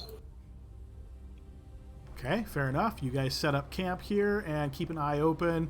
A little bit unnerving, right, based on this experience, but eventually, as you set the tents back up, you do have to shake them out. You do find some more of these small ones, but using a bit of light and really being thorough here, you're able to squash and or get rid of all of them to the point where you feel comfortable sleeping in the tents once again, though you can hear Misa kind of complaining a bit here and there, like, oh, there's one, but every time you look, there's not actually one there. It seems like it's more or less just on her nerves, perhaps. This is a very unnerving experience. But eventually, you guys do all manage to rest through the night here and find yourself wake up in the morning much better as far as having gotten this rest.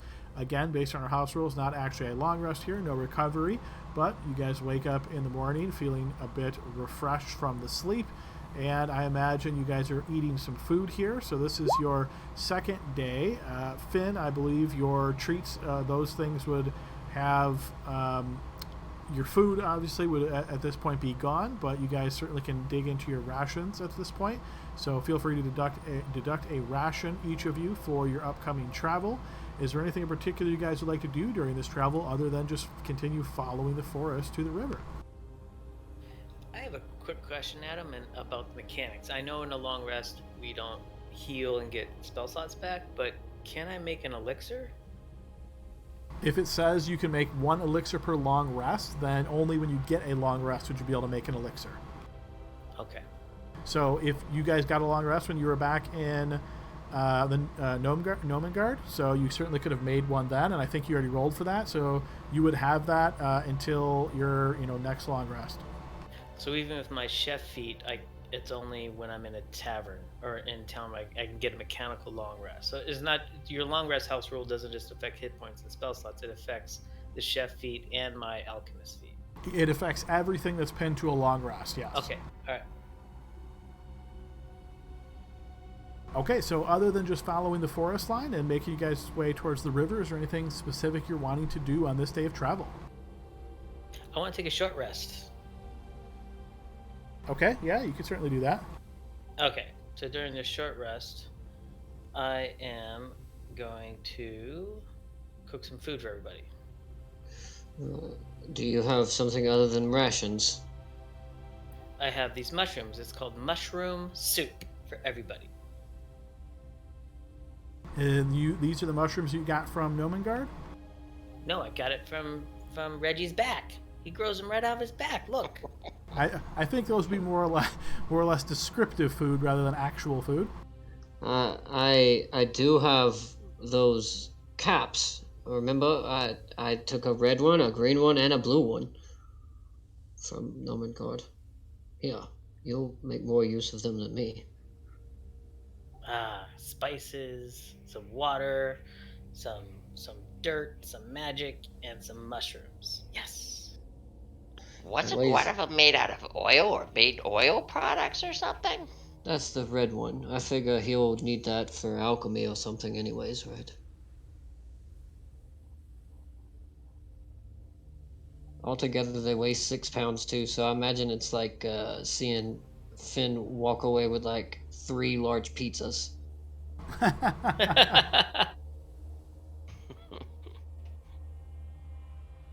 Everyone gets a half cup of mushroom soup.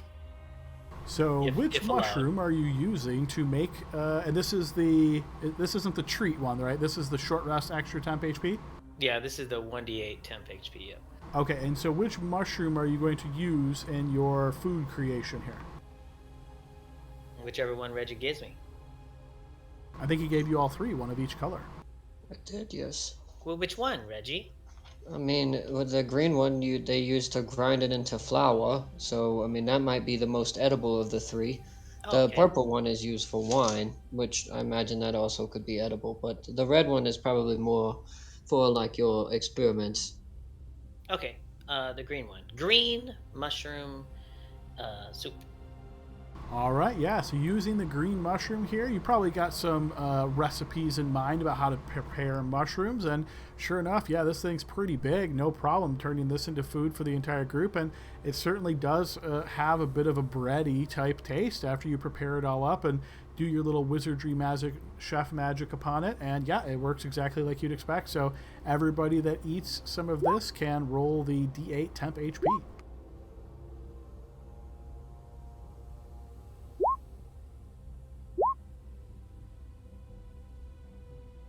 All right, so after you guys enjoy a mushroom food stuff here, continue traveling along the forest line.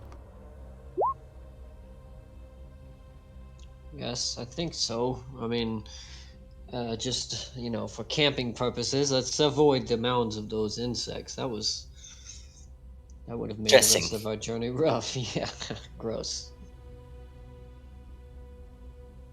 All right, you guys continue making your way along the tree line here and travel alongside the forest. You can hear again just a total like a collaboration almost of these different sounds inside of the forest, between the sound of, say, birds like owls or hawks to the sound of chirping squirrels and hearing the sound of chipmunks, and sometimes, again, even louder things that seem to be deeper in the forest but doesn't necessarily seem like anything particularly dangerous.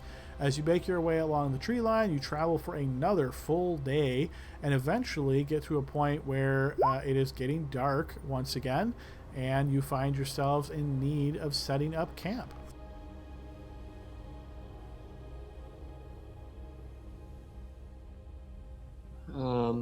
I'm gonna light a torch at him and just kind of run around in like a big circle and make sure there's no mounds or any kind of insect-looking grossness. Yeah, I'd like to look for signs of like activity, animals, any kind of thing in our camping area too. Yep, and I'm like to have my light source, my little lighter thing, and look for ingredients that I could cook with. Okay, so I will ask each of you to give me a blind check. I think all of those are actually going to fall into survival.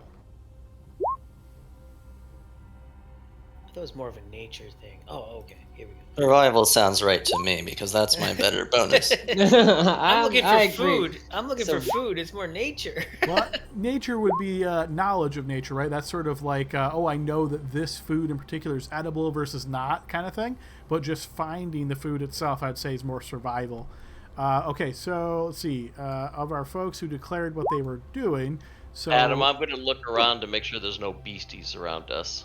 So. Okay, so I'll take survival from you as well then. Okay, so starting with Cat, you don't find any signs of any obvious animal tracks, anything that looks out of the ordinary to you. No worries there. Reggie, remind me what exactly you were doing? I'm taking my torch and I'm walking around making sure I don't see any of those insect mounds or anything similar, so it Got would be it. safe for us to set up camp. Yes. Okay. So you don't remember, you didn't see necessarily any mounds. You suspected that perhaps that's what it was. But as you look around, having spotted them with your very keen eyes along the fire the other night, you look very carefully along the ground and find no signs of any of those bugs here. You have no concerns that there's any risk setting up camp here from that same issue. Finnegan, you spend some time looking along maybe tree lines, looking for growing mushrooms, looking for any kind of edible plants, looking for any fruit, anything like that, and you come up with absolutely bupkis. Nothing whatsoever that looks edible in this area, nothing that you are able to find that would be of beneficial in cooking. Talhoun, what were you doing during this time? Just making sure it's safe. Okay, so just doing like a scan of the area, nothing of interest that you spot either that is of any concern. And then Kurtu, you said you were also looking for signs of animals, that sort of thing. Yeah, but if I find like a squirrel or something like that, it's getting zapped for dinner. Okay, fair enough. I would say based on your check, you do definitely spot squirrels that you think you could probably take out, that they're not really expecting you too much. I So, think you could take them. yeah, I think you could probably take them. Magic missile means I can. Honestly, I wouldn't even make you use a spell slot. I would just say cantrip, you fireball bolt one of them, and yes, you were able to collect a squirrel for dinner. Also, what you discover that seems to be a little bit of concern to you is a very large mound of dung. And based on the quantity that you discover here, you presume a very large creature made this. If you're wanting to try to determine what that is, I'd say you probably have to be proficient in nature to identify the droppings, to identify a creature. But if you are proficient in nature and want to make that check, feel free to do so. Yeah, I'm not proficient, but I will go ahead and tell the others that I found some. I found some manure if someone wants to come and take a look at it. I'll take a look at it. Man, I'm really good at cooking food. I'm not good at finding it, but let me see that dung pile. I got a squirrel for you. Did you find the squirrel in the dung pile? No, they were separate finds. I imagine Kurtu's holding up this singed, because remember, the squirrel's got all its hair on it still, so the firebolt hits it and boom, dead instantly, but it's all burnt and stinks like burning hair and all that. So you figure you probably got to do a bit of time like skinning it before it's going to be editable. Unless you're Kurtu, he probably wouldn't mind eating it as it. I don't mind at all, but I'm going to share my findings. So Finnegan, if you are proficient in nature, once Kurtu leads you over to this massive pile of dung, feel free to throw a check to see if you can determine what leavings this is from. Yes, you actually recognize this, maybe having seen this in books, or perhaps maybe back in Anvil, if you had any kind of friends on a farm. This looks remarkably similar to what you would consider to be pig dung, but based on its size, you get the impression of like some type of a giant boar, perhaps. Wow, I'm gonna share that with Kurtu, who's with me. The giant boar. Is it fresh? Is it warm? How about that? I won't say how you're checking if it's warm or not, but yeah. So based on the apparent look of it, I would say you assume it's within the last day or two. Okay, in the last day or two. It's a wild boar around here, guys. We're coming up to water anyway, so not too surprised. You could cook that, right? Big boar. That'd be enough to feed all of us. And the town. Oh, and great find, Kurtu. I'm gonna save this for second breakfast. We should be at rations tonight. Oh, no, you can't do that. I mean, we've already got... What do you... I mean, do you want to make your special breakfast out of it? Well, I can only make really cool things during a second breakfast or lunch. Wink, wink. Short rest. Yeah, okay. But it might go bad. I'll cook it tonight. It won't be as fresh, but okay. No, I'll cook it tonight. I'm sure And I would say it's like already cooked, right? So you're just stripping the hair off of it at this point. Oh yeah, if it's cooked. I probably only did 2 points of damage. That's the way. Well, it's a Yeah. squirrel. It's got like 1 HP. I think you're good. All right, I'll rations tonight, and I'll fix this up and give it some salt and garlic, and we'll have second breakfast tomorrow. All right, fair enough. So you do a little bit of a treatment to the singed squirrel here to make it edible for everybody. So again, any special preparations other than your typical sort of doing a watch and having everybody sleep in the tents?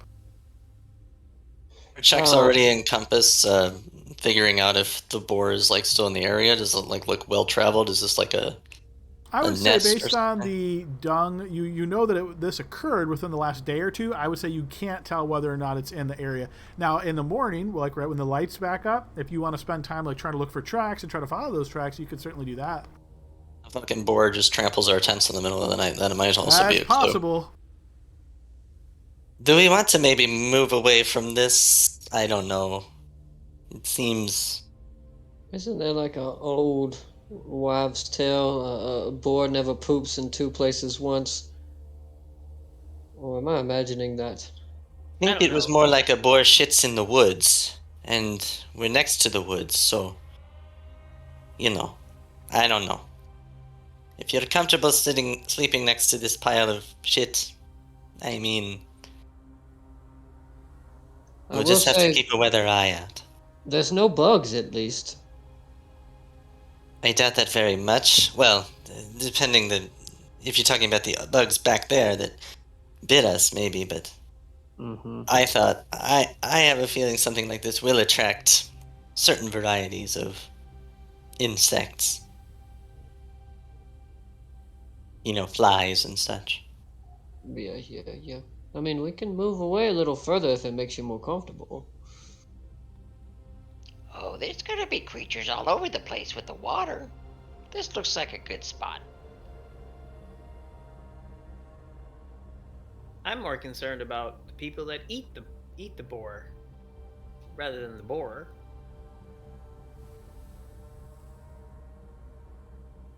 But we can move a little further away. I'm okay with that. I'm not a very good outdoorsman. I just cook the boar. I'm really good at cooking, not finding the animals.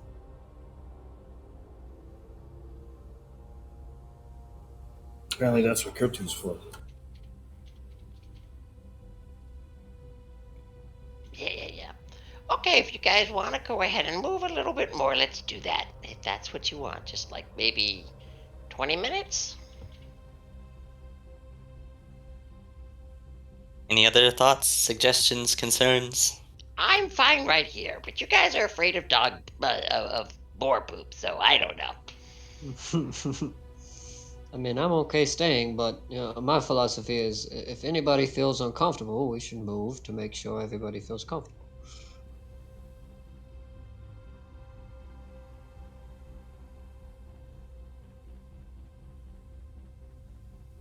Come on, Miza, help me with this tent. We gotta move a little further away. Okay, dear. And you see she leans down. Oh, my old back. And you see she starts helping you lift this tent. You can do anything. You're a gnome. Come on. And you see she smiles at you as she's assisting. All right, so you guys move a bit further away, maybe a 2-minute walk or something like that to get yourself into an area you feel maybe a bit more safe. And then again, absent any particular precautions, I will assume you guys are just doing your kind of regular thing. Yep. Okay, fair enough. All right, so you guys post watch, keep your eyes open, perhaps do a small fire once again, and this night passes by very uneventfully so. It's comfortable sleeping out in the woods and so forth. You guys wake up in the morning, go ahead and deduct another ration. The squirrel probably won't be enough to be a full meal. I guess one person, you can't really divide. I mean, flavor-wise, you've shared the squirrel, but mechanically, in case it's important, one person doesn't have to deduct a daily's ration. We can assume you've, ate the squirrel and such. Go ahead, Kurto. You eat it. It should be better with the salt and garlic. What do you think? What does it taste? Taste better? It tastes really good, and the insides were delicious too. That wasn't as cooked.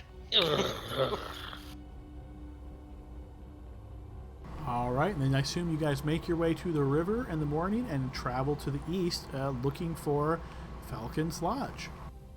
Yeah, and on the way, I'm just gonna mention it to the group here. I'd be like, man, guys, I could cook stuff. I just have trouble finding like just like fruits or like mushrooms or even onions. I can make a good onion soup. I just need something. Can anyone help me? Just try to remember. So one option you guys would have, after Finn explains this to you guys, if you want to move at a slower pace as you're traveling, you can certainly keep your eyes open. That'd be easier to spot things if you're spending more time essentially slowing down and keeping your eyes open for anything that nature may have to offer. And I'll throw this out there too, Adam. I think mechanically our temp HP are gone. No, I because thought it was to the next yes, long rest. Yep, because with our Oh. change, yeah, they last until a long rest. Well, I still need ingredients, so yeah, it's just something to think about. Yeah, I think that's fine if we go to a slower pace. At Well, how least much once. slower? Yeah. Remember we have potential captives, slaves to rescue. Yeah, I'm not so alarmed anymore now that actually now the long rest comes into my favor a little bit, so that's good. Yeah, so you guys normally would be traveling what we consider normal pace, 24 miles per day, and that's considering normal terrain, not through a thick forest, obviously. If you want to move at the slow pace, so 18 miles per day, then you would be able to more easily find things of interest like that. No, let's say we hurry to get Falcon. Okay, fair enough. So you Okay. guys make your way to the river, spending a couple more hours traveling. Start coming down the river, following on the north side of the river, or I'm sorry, the south side of the river as you're making your way to the east. And as you're making your way through the forest, you start to spot something of interest. It is an actual wooden construction in the woods. It looks like some type of a small fort or maybe a watchtower. As you're making your way through the forest, it kind of towers over some of the trees, as the trees in this area might be 18 to 20 feet tall, and this watchtower looks to be closer to the 25, 26 foot mark type of deal. It kind of sits here solitary. You hear no obvious sounds. As you spot this and look around and look at one another, curious, what might this mean? Is this Falcon's Lodge? It certainly doesn't look at it. That is where we will go ahead and pause for today, guys. We'll pick up next week, continue our adventure. Hope everybody enjoyed this, and yeah, beware of bed bugs tonight, everyone. That was a double nat 20 on the encounter roll. That was Yeah, and I was afraid the drag was coming back. I didn't, and the Yeah. Manticore. I mean, I don't know. yeah, that's what I was thinking too. I was like, holy crap. Seeing two greens on that is not a good thing. I do want to say that Brian, you are playing your chef feat Yeah. very well. You're playing Yeah, it very very well. Yeah, it's at the consistent forefront of your character. So I just wanted to give you thank you. kudos. Yeah, I love that. I'm learning the mechanics, and so Adam, it's good to see some benefit from it because it kind of feels like I'm nerfed a little bit with some stuff. But yeah, now this long rest thing comes to my favor with these temp hit points. Yeah, It's working out. Yep. So the change with the long rest is not just to penalize you guys, right? So any change where we're saying, it's less frequent that you can take a long rest certainly benefits the temp HP. Yeah. All right. Thank you so much, guys. It's a lot of fun. Everyone's doing a great job here. I'm glad we're not murder hobos. I'm really looking forward to this. That was it's, funny. It's really, Yeah. really good. Yes, do think- indeed. It's a great party. Yeah, you guys are all playing your characters really well. I like the personalities that everybody has, and like as we've gotten further along in the story, I can definitely start to see characters shaping. So it's been great. I've enjoyed it a lot. Excellent. Yep. So with that, guys, we'll go ahead and end for tonight. Appreciate everybody's input. A lot of fun. We'll see you guys all next week. Happy 4th of July, everybody. Same Yep. to you. Yes. Enjoy, everybody. We'll see Good you. night, everybody. Be All right, safe. bye. Bye bye.